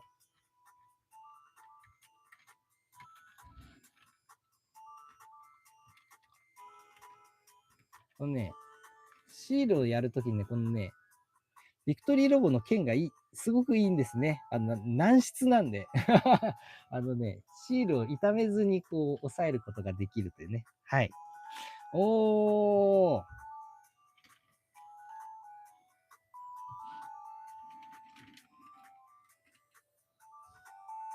この圧倒的ボリューム感。ね、これ。で、大連王の時は、やはりね、この、ね、中国の武人の甲冑をまとったような感じでね、どちらかというとちょっと曲線が多い感じの、すごくね、シックでかっこいい感じのロボだったんですけど、まあね、今度は一転してこうごつい感じでね、こう直線的な面が多い、すごくね、かっちょいいパワータイプって感じのロボになりました。ね、武装もね、正方を丸々武器にね、しちゃってるようなね、こう結構大味な感じの、重武装的な感じがね、すごくいいですよね。またこのね、クリアパーツも各所に光っていて、とってもいい味を出しております。うん。なのでね、この状態でも、こんな感じでね、光らせたり、音を鳴らしたりして遊ぶこともできるので、うん。これだけね、めちゃめちゃでかくて、かつね、ギミックもリッチな感じがあって、うん。めちゃくちゃいいじゃないですか。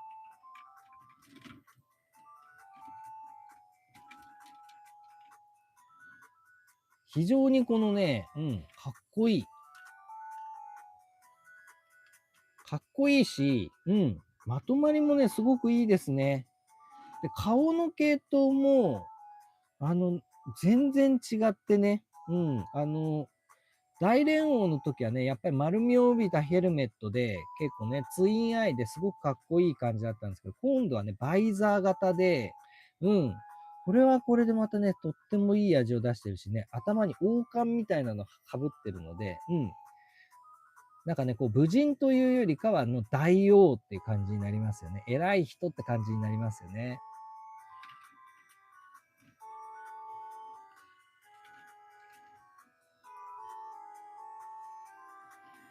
いや、これは本当にね、サイズ感の暴力というかね、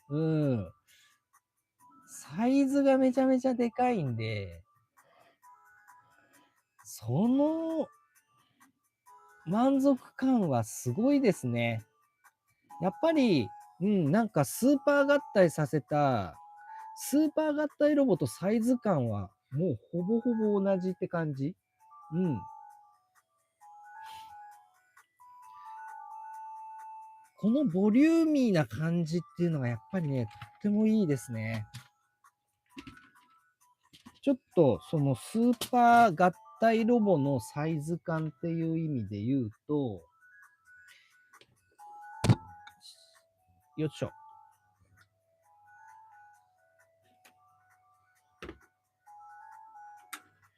ちょっと比較的な感じで出したいのが、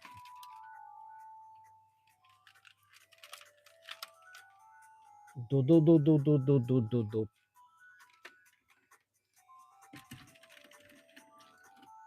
ドドン。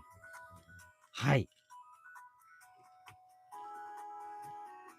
ハリケンジャーの天雷旋風陣ですね。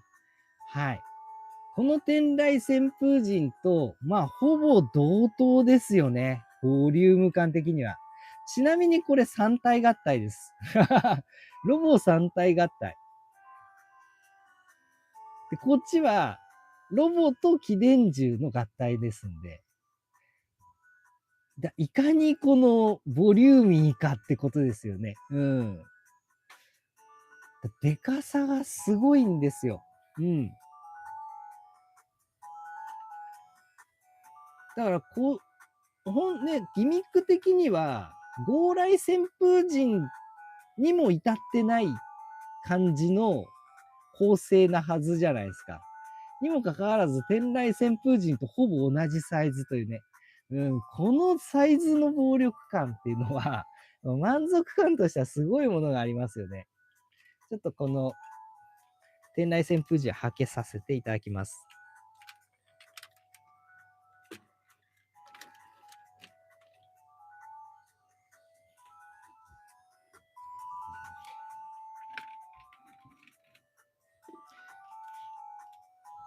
なのでね、やっぱりこのね、玩具を、まあ、クリスマスとかにね、プレゼントされたら、そりゃあ、ちょっとテンション上がりますよね。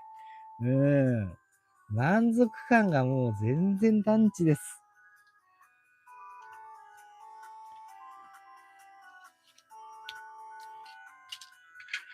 はい。というところでですね、お送りさせていただいたんですが、さらに、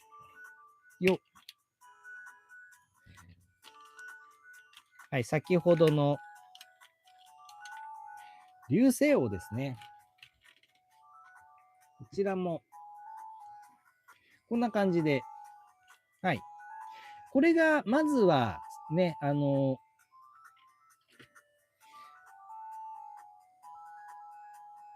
大レンジャーに登場しました、ロボットの、まあ、大型のロボットっていう感じになりますよね。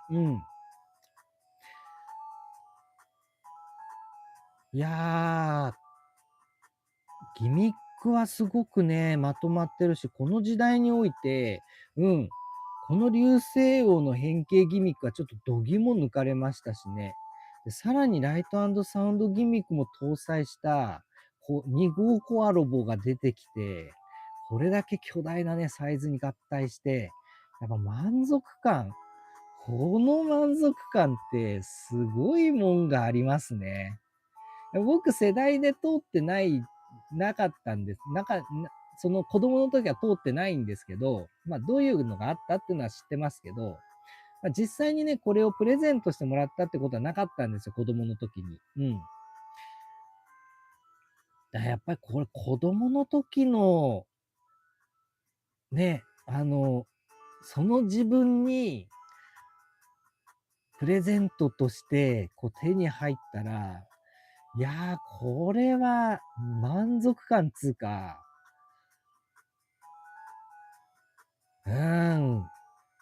一生忘れらんないような体験になるんでしょうね。もうそれは容易に想像がつきます。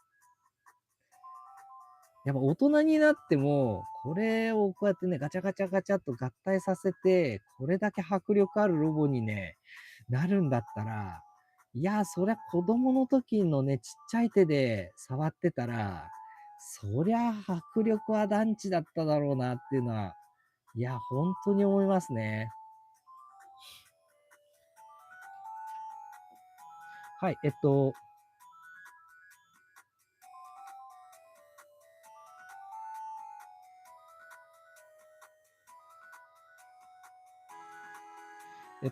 チアさん。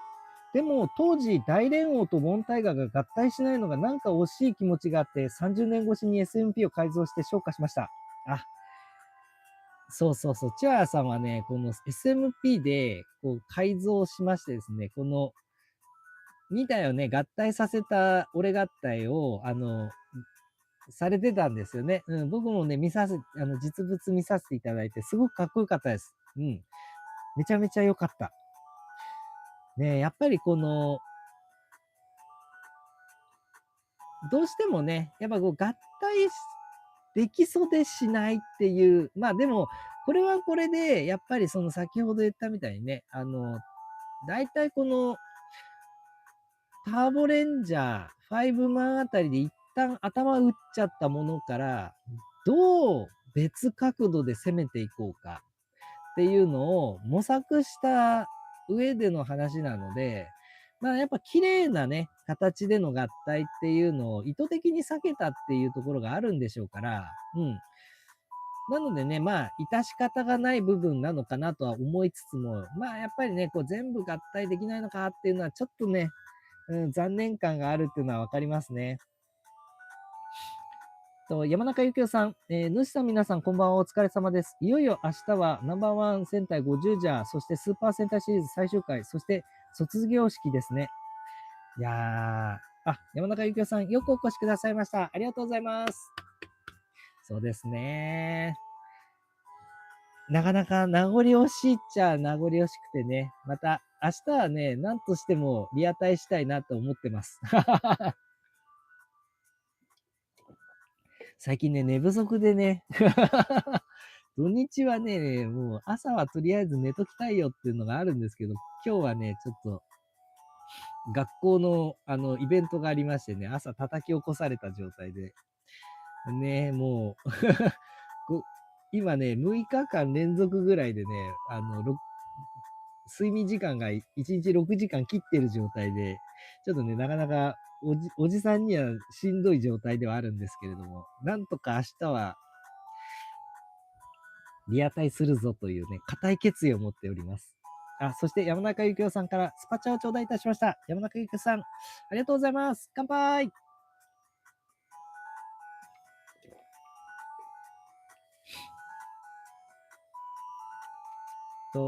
ケイタさん、綺麗になってる。ありがとうございます。いろいろね、いろいろ綺麗にさせていただきました。山中幸雄さん、スーパー戦隊シリーズ、最終回、配信を見ていました。さっきメガレンジャーの最終回を見ました。ああ、いいですね。やっぱね、スーパー戦隊最終回って結構やっぱり気になっちゃいますからね。メガレンジャーもいいんですよね。なんかこう、スーパー戦隊ハッピーエンドみたいな感じでね。とってもね、綺麗な終わり方で、とてもいいですよね。青春なんか爽やかな青春っていう感じがあって。やっぱね、明るい終わり方っていうのもまたいいですよね。深い終わり方っていうのもいいですけど、明るい終わり方っていうのもとっても良くて、やっぱりね、うちのチビはスーパー戦隊ね、ちょっと離れちゃったんですけど、まあ、ありがたいことにね、お姉ちゃんの方がスーパー戦隊ね、ものすごいハマってくれてて今、一緒にね、すごい見てるんですよ。で、ね、上のお姉ちゃんと話すことの、スーパー戦隊についてはね、もう話すことの方がめっきり多くて、男連中はもうみんな離れちゃったんですけど、娘ちゃんとね、今盛り上がってるんです、スーパー戦隊で。ありがたいことに。で、まあそういう話もあるからね、ちょいちょいうちのチビもね、加わってくるんですけど、やっぱね、そういう子たちにとっても、やっぱりね、圧倒的支持があるのはゼンカイジャーですね。ゼンカイジャーが、やっぱ圧倒的支持率高いっす。やっぱりね、なんか作風が明るいのがいいっていうのがありましたね。はい。前回でもね、何気に、すごい、話筋は、おバカですけど、出てくるキャラたちは全員おバカな感じで明るくていいんですけど、話筋は実はちゃんとしっかりしてるんですよね。だからね、そんなになんかあっぱらパーな感じじゃないよっていうね、しっかりしたお話ですよっていう感じなんですけど、でもね、やっぱりね、作風がものすごく明るいし、やっぱりカイトくんのおバカキャラっていうのがね、すっごくキャッチーで、子供たちからすると親しみがね、すごくあってね、やっぱいいみたいですね。そういう明るい終わり方とか明るい作風っていうスーパー戦隊もまたね、とてもいい戦隊なんだなっていうのは非常に痛感したところでございます。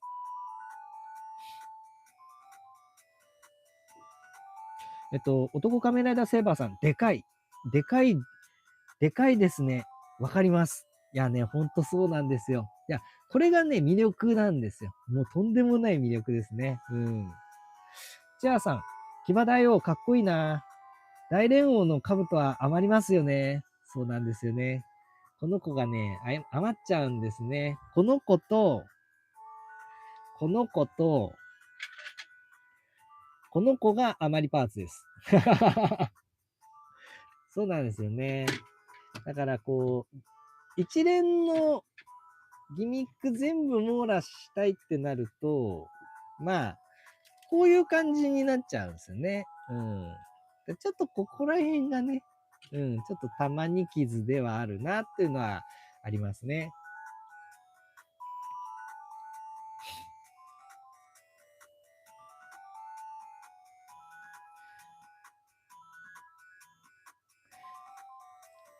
山中ゆきさん、とてもかっこいいですね。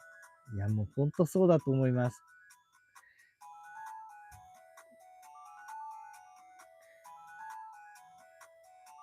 どこだターメリさん。獅子と鳳凰の付き方が大連音と違ってていい。そうですね。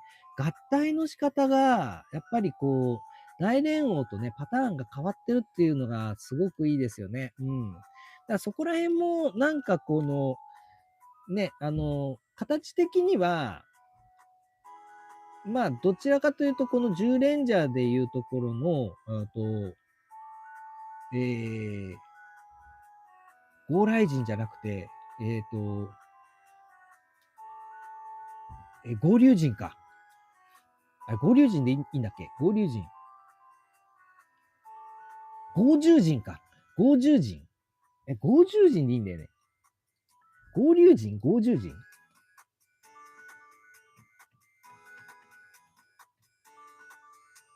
合流人か。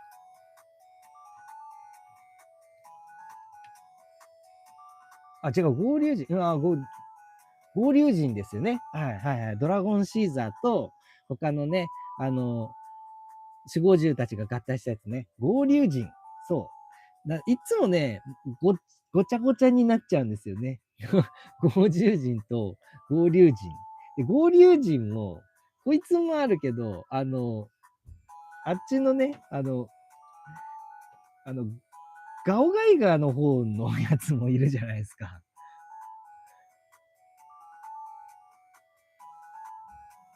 なんかこう、いろいろごっちゃになっちゃうっていうね。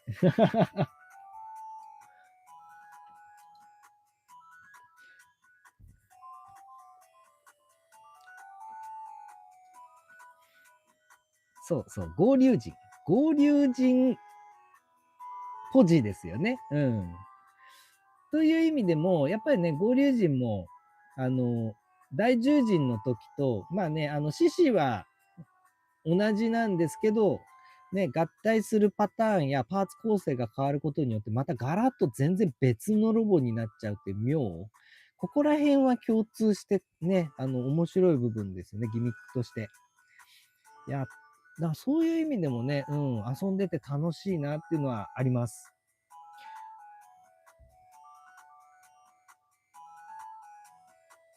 はい、男仮面ライダーセーバーさん、完成しましたね。騎馬大王、超かっこいいです。ケイタさん、かっこいい。肩いいよな。いや、もうほんとそうですね。このね、ここかっこいいですね、これね。さっきね、斜めにするっていう話もありましたけど、ね、ウォンタイガーの時にイデオン的なこの縦の肩のシルエットで肩にね、伸ばす。で、騎馬大王の時にはそれを横に倒したら、横にね、肩が広がるシルエットになってかっこいいっていうね、2パターンのかっこよさと、このメリハリっていうかね、合体前と合体後のメリハリっていうところで差別化してるんでしょうね。そういう意味ではすごくかっこいいですね。で、これ合体させちゃうとここ固定なんで、これをね、斜めに張り上げることができないんですね。ちなみにこれ、腕をですね、二の腕で、はい、ロールすることができるので、脇を広げることはできないんですけど、こんな感じで、はい、斜めに武器を構えることができるので、これかっこいいですね。これをさっきやるの忘れてた。そうそうそう。こういう感じで、斜めにすることができます。少しお待ちください。ここが。これ剥がれやすいですね。この目も塗っちゃうか、バイザーも。やっぱね、経年劣化がありますからね。シールはどうしても。はい、こんな感じで、斜めにね、武器を構えて、かっちょいい感じに持たすことも可能です。大連王の時にアレンジでやってたね、足をハの字に開くっていうことは、ちょっと残念ながらこれはできないんですね。で、またこのね、クランクでこう、移動するから、そのクランク軸を使ってこう、斜めにこう開くことはできんじゃないのかななんていうふうには思ったんですけど、それもできないんですよね。強引にちょっと広げるっていうことはできるんですけど、例えば、ね、こういうパーツを差し込んで、強引にね、広げることによって、ちょっとね、股を開くことぐらいはできるんですが、これぐらいがアレンジの、ポージングアレンジ精一杯って感じですね。なのでね、大連王の時のような感じのグリグリ感はないですけど、史実合憲でね、ザ・スーパー戦隊ロボっていう感じのかっこよさ。かつね、ちょっとこういう、なんかこうね、表情のついた武器の持ち方みたいなのが、で、もう全然十分かっこいい感じのロボに、のポーズを取らせることが可能です。これはすごくいいですね。お得仮面ライダーセーバーさん、V ロボの件、すごいです。役立つのすごいです。あはは、これですね。ビクトリーロボのやつね。あはは、ありがとうございます。そう、これ非常に役に立ちます。ケイタさん、でかい。チアさん、天雷旋風陣と同格とは。先ほどのね。そうなんですよ。まさかの天雷旋風陣とほぼ同じというね。これがね、とっても素晴らしいんですよね。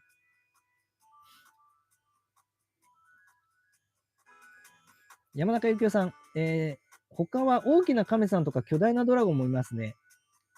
そうですね。ロボとしては、その他にね、あ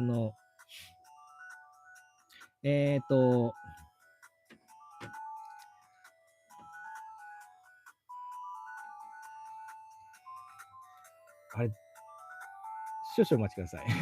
あれ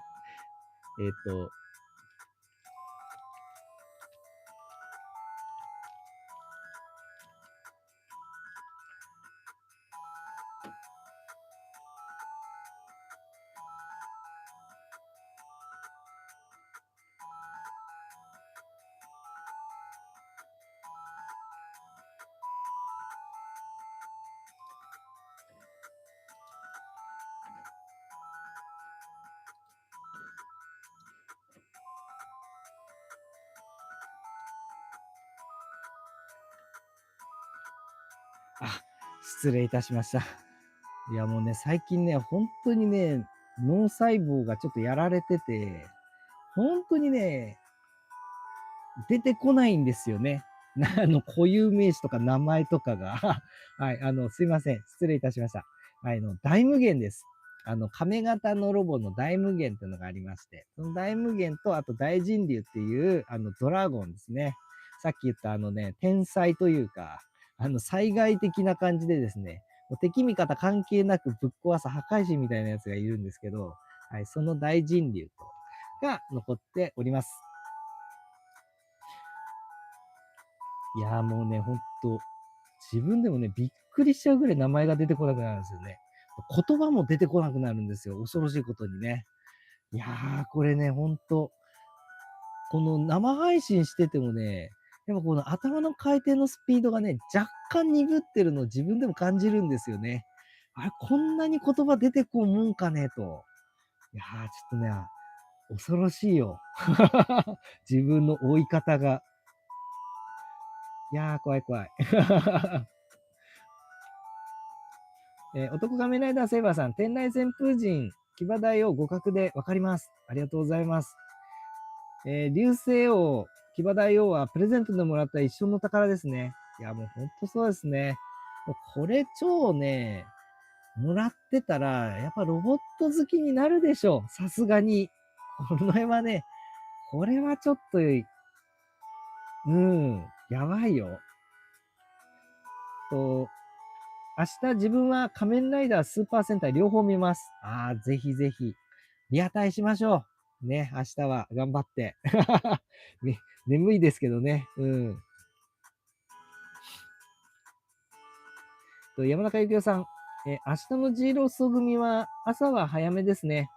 しかも G ロストで50時は最終回をリアルタイムで見る特別なイベントがありますよ。あ、そうなんですね。でも確かに明日 G ロッソはちょっとやばいね。泣いちゃうかも。明日 G ロッソ行ってそんなイベント行ったら泣いちゃうかもしんないな。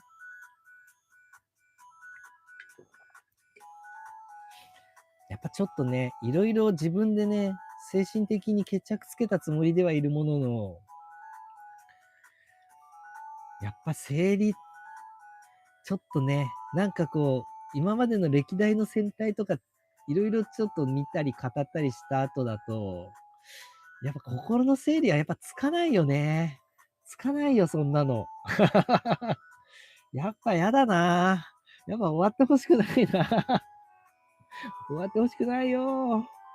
畜生。っていう感じですね。男仮面ライダーセイバーさん、お姉ちゃんすごいですね。いや、もうほんと助かりますよ。上のね、そうそう、娘っちがですね、もう僕の最後の砦です。やっぱね、どこまで行っても、やっぱ、あの、誰も賛同者いない中、一人だけで頑張って好きでい続けるって、やっぱね、ちょっとどっか一個ギア入れないといけないっていうのはありますよ。うん。いや、これだけこじらせてる僕がそうなんだから、いや、子供でね、あの、お友達の世界の中で、ね、もうごくごくスーパー戦隊とか仮面ライダーを見てる人がごくごく少数派とかっていう世界だったら、やっぱ確かに離れちゃうかもしれないですよね。ましてや、その友達が見てるのバカにするとかっていう世界だった場合、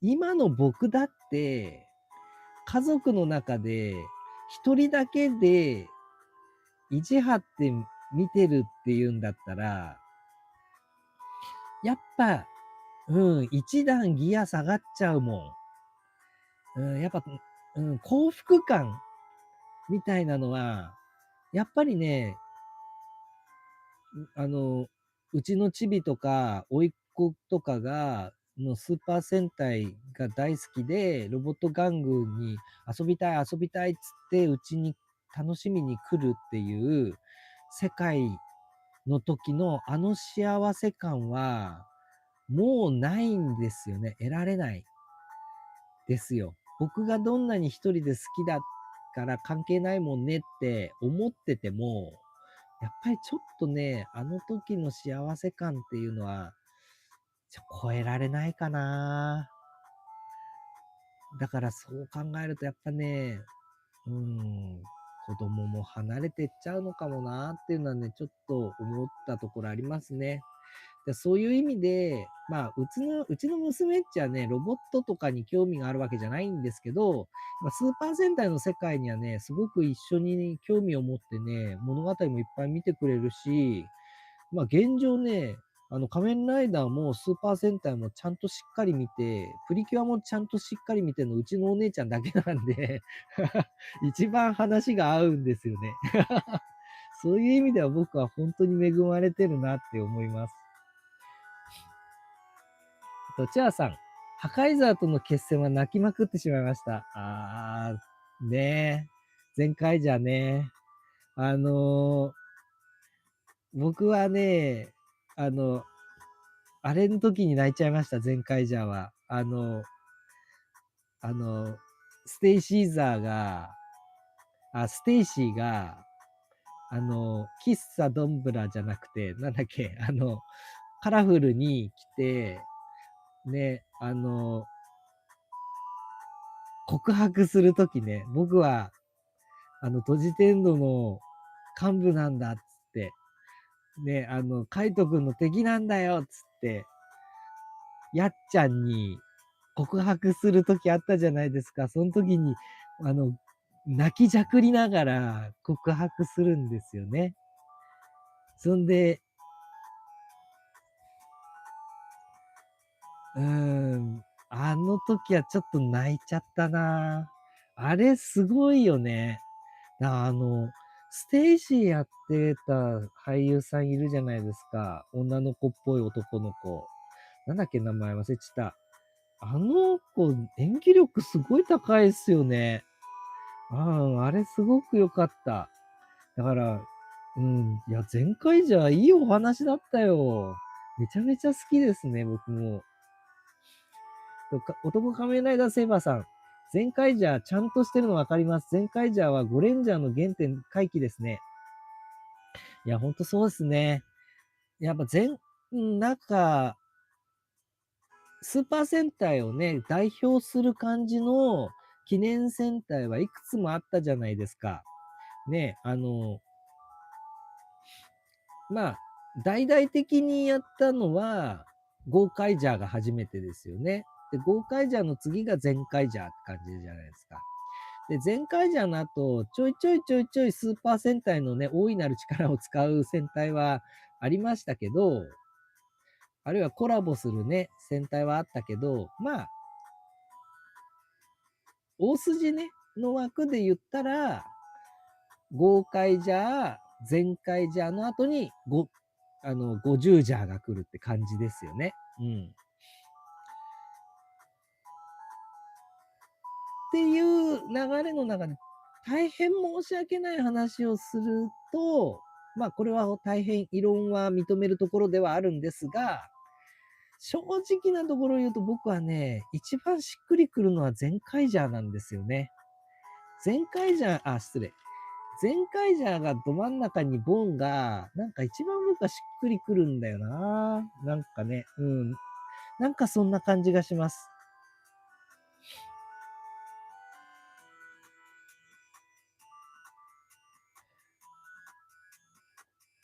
チアさん、合流人です。ありがとうございます。合流人もいるからややこしい。もう本当なんですね。もう合流人も合流人もいるし、合流人も強い方の合流人もいるしね。もうなんかよくわかんないってね。そこら辺ね。仮面ライダーセイバーさん。今日もありがとうございます。これがったい研究所さん。自分は離れないでずっと大好きです。いや、もうほんとそうでありましょう。我々はね。僕もね、もう結局、物語のね、新しい物語はストップしたとしても、まあね、今までこうね、遊んできた、このデラックススーパー戦隊ロボ玩具は不滅ですから、はい。存在する限りずっと遊び続けられますからね。もうずっと大切に持ち続け、遊び続ければ、僕らの中でスーパー戦隊が終わることはないわけですからね。まあ、それでいいわけです。スーパー戦隊が帰ってくるときは、ゴレンジャー新たな時代の合体のスタートだと思います。ゴレンジャーがね、新しくリメイクされて、なんかそういう風になるってことなのかな。まあ確かにね、新しく、なんかこうね、リスタートするっていう時になったら、まあ今回のギャバンよろしくね、なんかこう、ゴレンジャーのリメイク版から、最初スタートするっていう可能性は確かにありますよね。まあただ、10年後とか、そんな感じだって言われてますね。まあ、この件に関してはいろいろ考察した話があって、で、それはね、結構詳しく動画とかに撮ってね、喋ったりしたことがあったんですけど、まあ前にね、生配信にも言ったかもしれないですけど、なんかね、神がかり的なトラブルがあってね、もう動画撮れ、出すのやめたんですよね。オクラにしたやつがあって。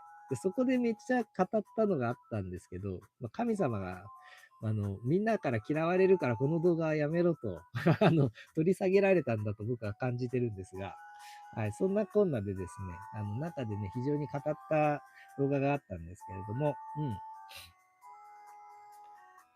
まあ、そういう、なのでね、まあ、ちょっとね、スーパー戦隊は、まあ、いつね、リスタートになるのかとか、まあ、そういうのはね、ちょっと、まだまだ未確定な部分ではあるかとは思うんですけどね。まあ、それとは別にね、我々はちょっとね、スーパー戦隊が大好きだったってことは変わらないので、そこら辺はね、大事にしていきたいなと思っております。ということでですね、はい。大方の、この騎馬大王までのギミックは、はい、レビューできたのですが、はい、ここからですね、ちょっと、今回のこの時間なんですけれども、メインディッシュをやっていきたいなと思うんですが、はい、先ほどもありましたようにですね、この2体、コア合体でバラバラにしたよ、コア合体の交換で新たなロゴになりましたよはわかります。で、でかくてかっこいいのもわかる。でもさ、やっぱり合体させたいじゃんっていうね。だってこれは合流人の枠じゃないですか。でも、大獣人にはさ、重帝大獣人ってやつがあったじゃん。あの重帝大獣人枠は大レンジャーにないんですよ。でこれがもったいない。こんなにかっこいいロボットなのに。ということで、勝手に、はい、でっち上げようというので、俺合体を、なんと、流星王と騎馬大王の俺合体、スーパー合体をやっていきたいと思います。イェイ。はい。なんと、ここからがここからが本番でした。遅いというね。ベラベラベラベラ喋ってる場合じゃないというね。ということで、ちょっと頑張ってやっていきたいかな、なんていうふうに思います。とはいえですね、これ、さすがに、あんまりね、この自由度がそんなないんですよね。ということで、まあ、ここにプラスアルファ、騎馬大王を、コアにして、ここにまとわりつかせるという方式での合体にしていこうかな、なんていうふうに思っております。はい。なので、まずは、こいつから、まず、飛竜痕を取り外しましょう。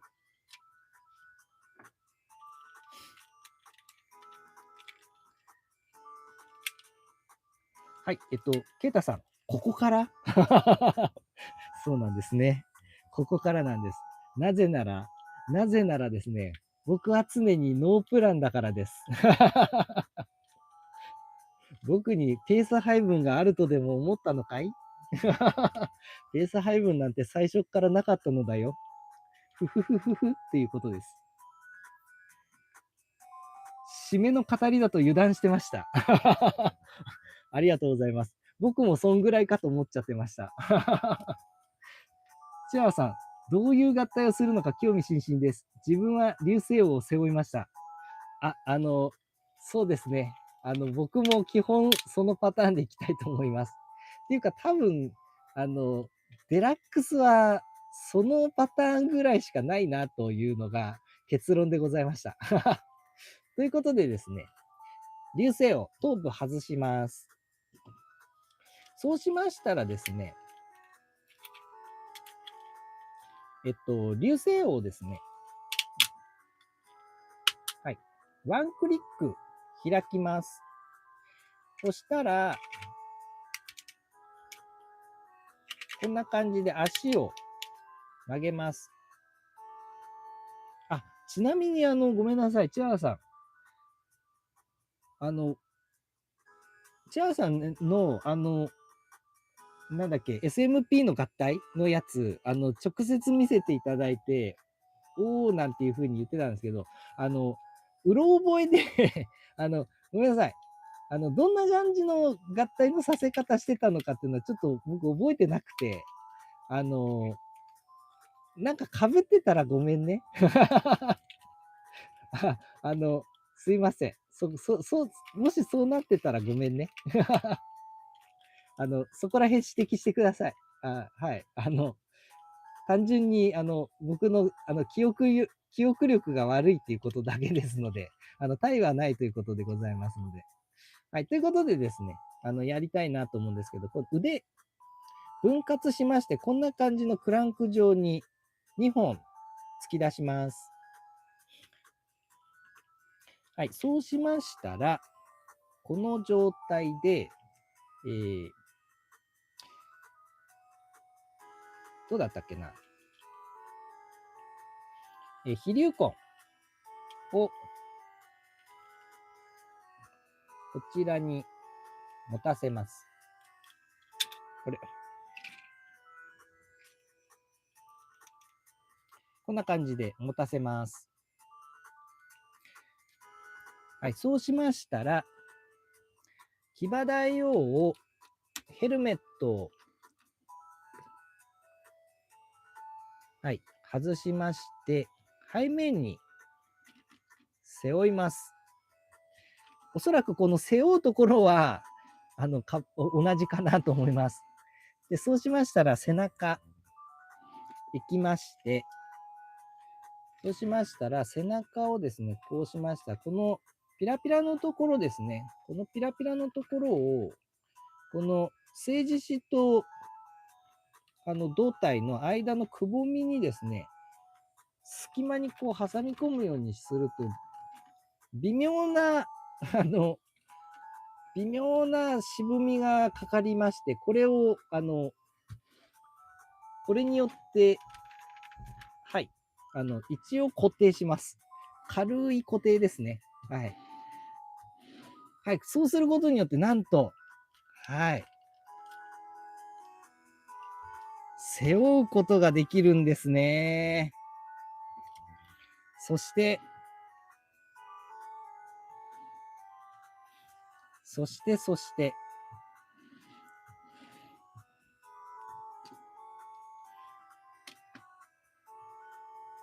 なんだっけ。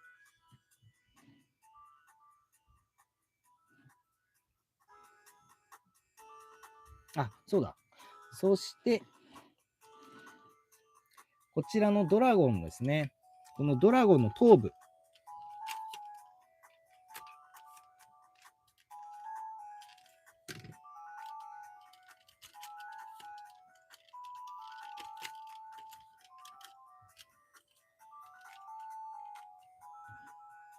このドラゴンの頭部を、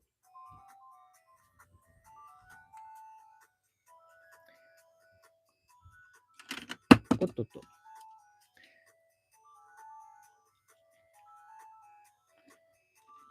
この股間のところにですね、挟み込むんですね。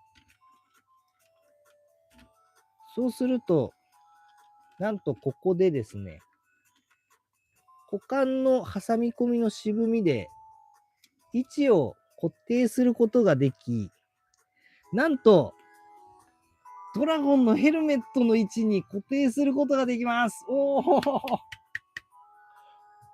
という感じなんですよね。で、さらに、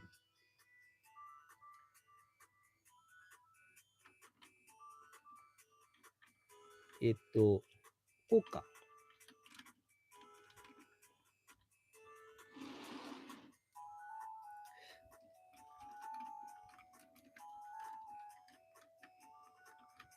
どこだったっけな。あ、ここか。はい、こうやってね、やると、ここの、流星王のここのね、ブロックに、ちょうどですね、大連王のヘルメットのヘリがですね、渋みで引っかかる位置があるんですね。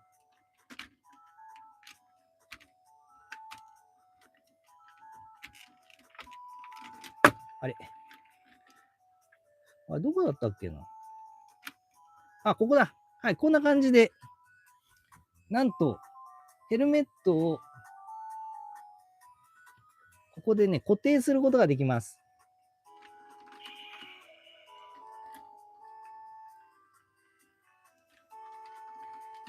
もちろんですね、ちゃんと合体はね、もちろんできないので、はい、こう微妙な渋みとの戦いになります。まあもちろんね、アタッチメントをでっち上げて作ってしまえば簡単な話なんですが、一応、できうる限り、無改造でいきたいなと思います。ので、ちょっとね、この、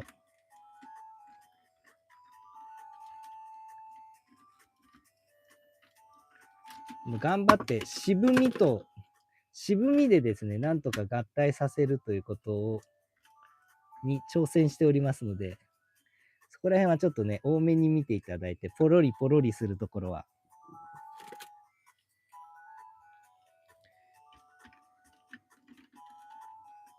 よいしょ。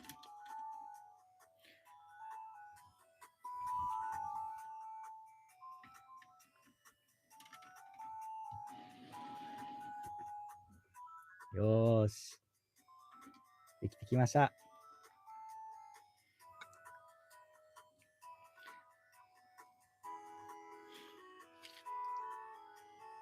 そして、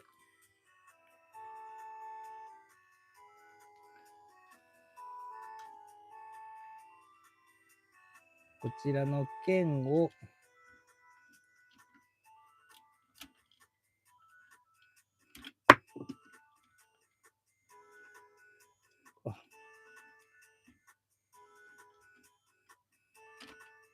よっ。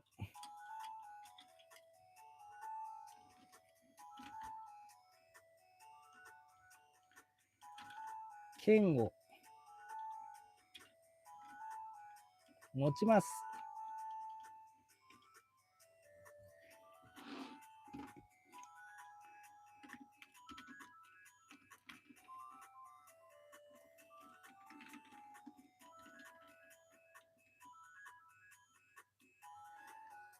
おお、さあ、これで完成。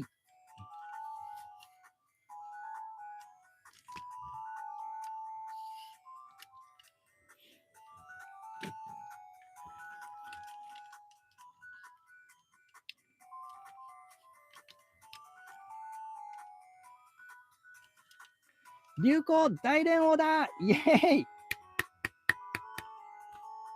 おー、完成いたしました。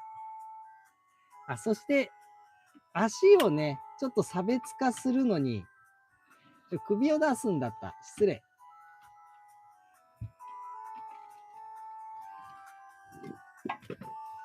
そして、どうせだったら先ほどのね、やつで足をね、ちょっと広げましょう。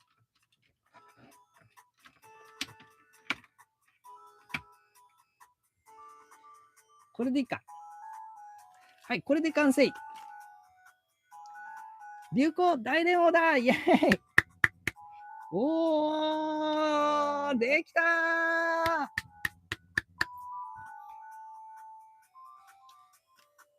おー、めちゃめちゃかっこよくない？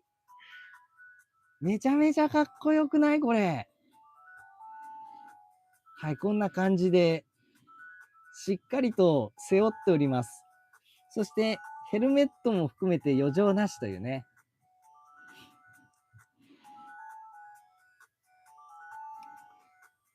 そして、やはりね、この、何がいいかって、やっぱね、ウォンタイガーの顔がね、かっこいいんですよ。このウォンタイガーの顔を生かして、さらにね、このドラゴンをヘルメットにするというね。大連王、そして流星王の良さを、はい、前面に出すというね。うん。で、これによって竜と虎っていう、この2つの顔がね、ここに揃うというね。はい。こういうね、なんかこう意味深な感じもありつつ、騎馬大王からさらにマッシブにするというね、もう上に向かって張り出しまくるという、はい、こういうのもね、とってもいいんじゃないかなと。こう天に向かってこういっぱいね、いろんな角が、はい、伸びてる感じ。ここら辺がね、もうとってもいいかななんていうふうに思います。なんかね、こう、天空神剣王的なね、ドリルがどんどんツンツン上に向かってるみたいなね、そんな感じのかっこよさもあって、なんかこう、なかなか、けれん味があっていいんじゃないかな、なんていうふうに思います。またね、ちょっとね、足も少し差別化するためにね、首をニョキニョキっと前に出させていただいて、おー。またね、同型の、重帝大獣人が、やっぱりこう上からほっかむりをかぶるスタイルなので、まあそういう意味で、で向こうは、追加ロボをほっかむりでかぶりますけど、こっちは元の方の流星王をほっかむりでかぶるというね。はい。そういうので、前作のロボとも差別化するというね。はい。そういうスタイルでやらせていただきました。こんな感じでいかがでしょうか？おー。あれ、ちょっと、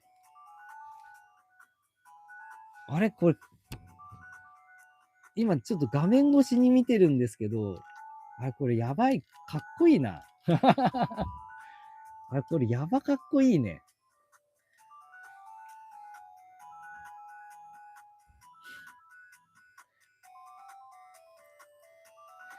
チアさん。おデラックスで合体した流行大連王。また新たな6星合体がありがとうございます。6星合体いいね。6星合体いいな。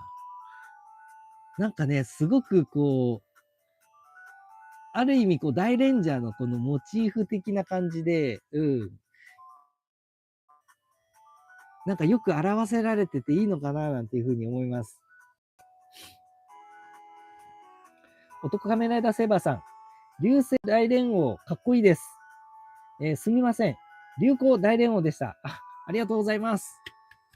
めちゃめちゃかっこいいですよね。僕もね、なかなかよくできたな、なんていうふうに自分で自分を褒めてあげたい。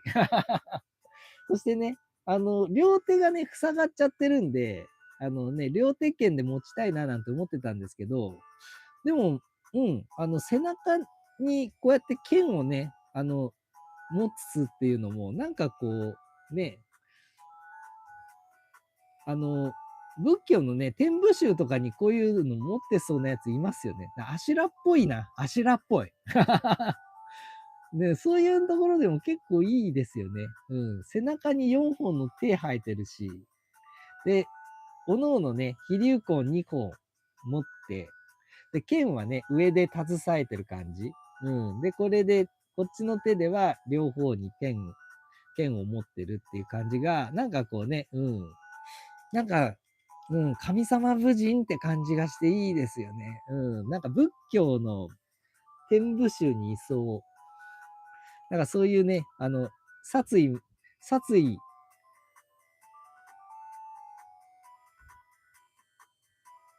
全然言葉が出てこない。もうね、すごい殺意満タンって感じがあって、すごいいいと思います。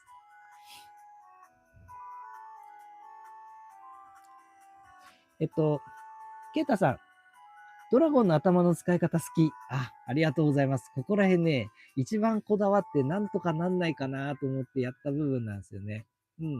本当はね、流星王の合体のアタッチメントでね、ちょっとバネになってるところがあるんですよ。ロックにする部分が。それがね、ちょうど股関節のヘリのところに引っかかって、ある程度ポジションをね、固定できてたんですけど、なんかこう、今日はちょっと調子悪くてですね、カチャカチャやってもちょっと外れやすかったりするんですけど、いつももうちょっとパチッとはまったんですよね。なのでね、結構意外とこのポジションでうまく収まってくれるんです、これ。もちろんね、甘噛みで固定はしているものの、やっぱり置いただけに近い、合体なので、ほら、こんなに合体できるんですよっていう、持ってなんぼっていうのは結構危ないんですけど、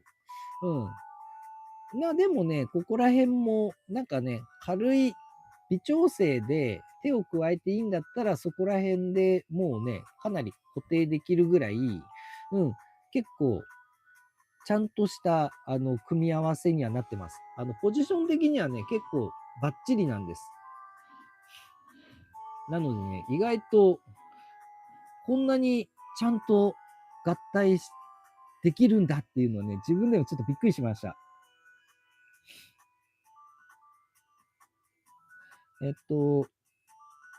ケイタさん、ドラゴンの、ス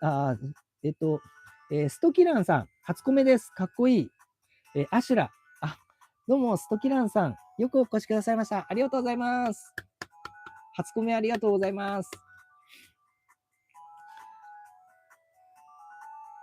アシュラね、アシュラっぽいっていうのもいいですね。なんかね、こう、武人っていうのもありますし、なんかね、この神々しい感じ。そしてちょっと神々しいけど、なんかこのね、まがまがしい感じっていうのも、なんか合わせ持ってる感じも、なんかこう、大レンジャーっぽいイメージにちょっとマッチしてるのかな、なんていうふうに思って、結構ね、気に入ってます。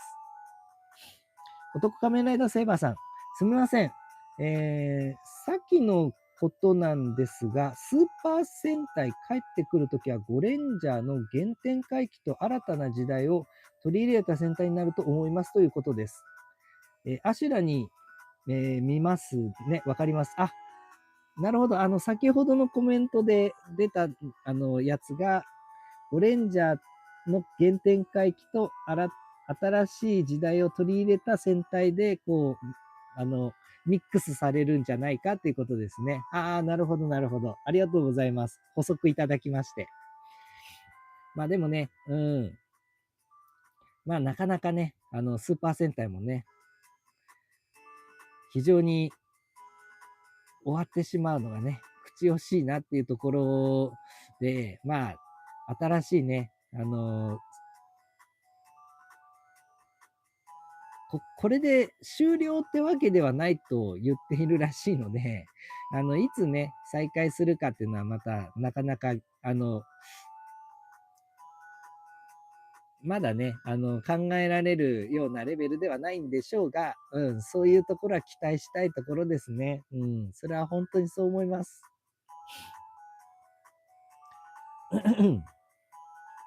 いやー、でも、ちょっと、なかなか久しぶりにこの強化合体形態で、なかなかいいんじゃないですか。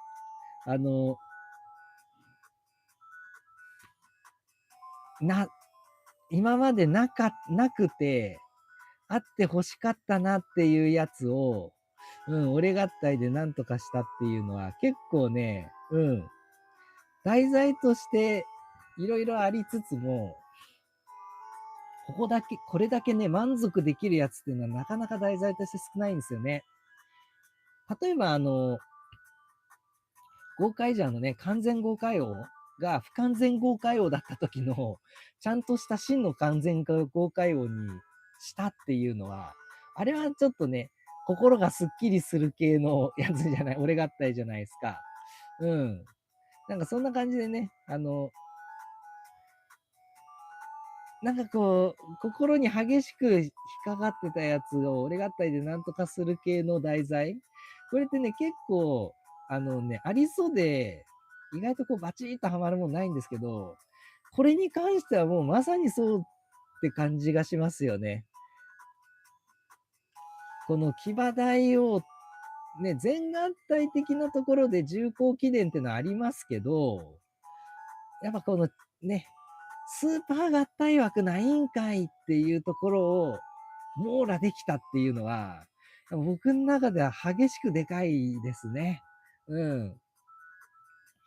これはもう多分、スーパー戦隊が好きな方、スーパー戦隊ロボが好きな方だったら、結構皆さんに共感していただける部分じゃないかなと思うので、いやー、これは、久しぶりに満足のできる俺合体ができたなと、自画自賛しております。いやー、しかもかっこいいしね、普通に。おー、これ完成度高いな。我ながら。ちょっとね、うん。またなんか軽くジョイントうん、余剰なしでいけるような工夫をした上での、なんか軽いアタッチメントを作って、完成形をちょっと目指したいぐらいですね。いやー、とってもいい俺合体ができた。そして、もういい時間ですね。そして明日は、スーパー戦隊の最終回。ね、50ジャーの最終回であり、スーパー戦隊の最終回ということですので、僕もですね、頑張ってリアタイを、はい、娘っちとしたいと思います。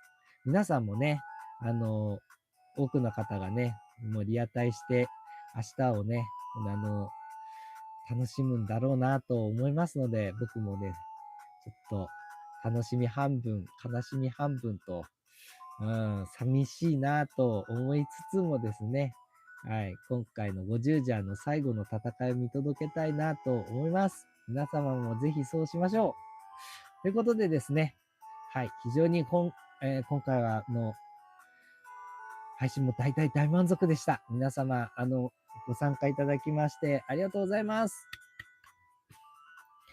来週は皆様も一緒にですね、スーパー戦隊の行く末を見守ってまいりましょう。ということでですね、はい。また来週も、次はですね、大レンジャー、次のですね、ロボットであります大無限、こちらをやっていきたいなと思いますので、ぜひぜひお時間がございましたら、ご参加の方よろしくお願いいたします。それでは長い時間お付き合いいただきましてありがとうございました。バッチでした。また次回の配信もよろしくね。バイバーイ。またねー。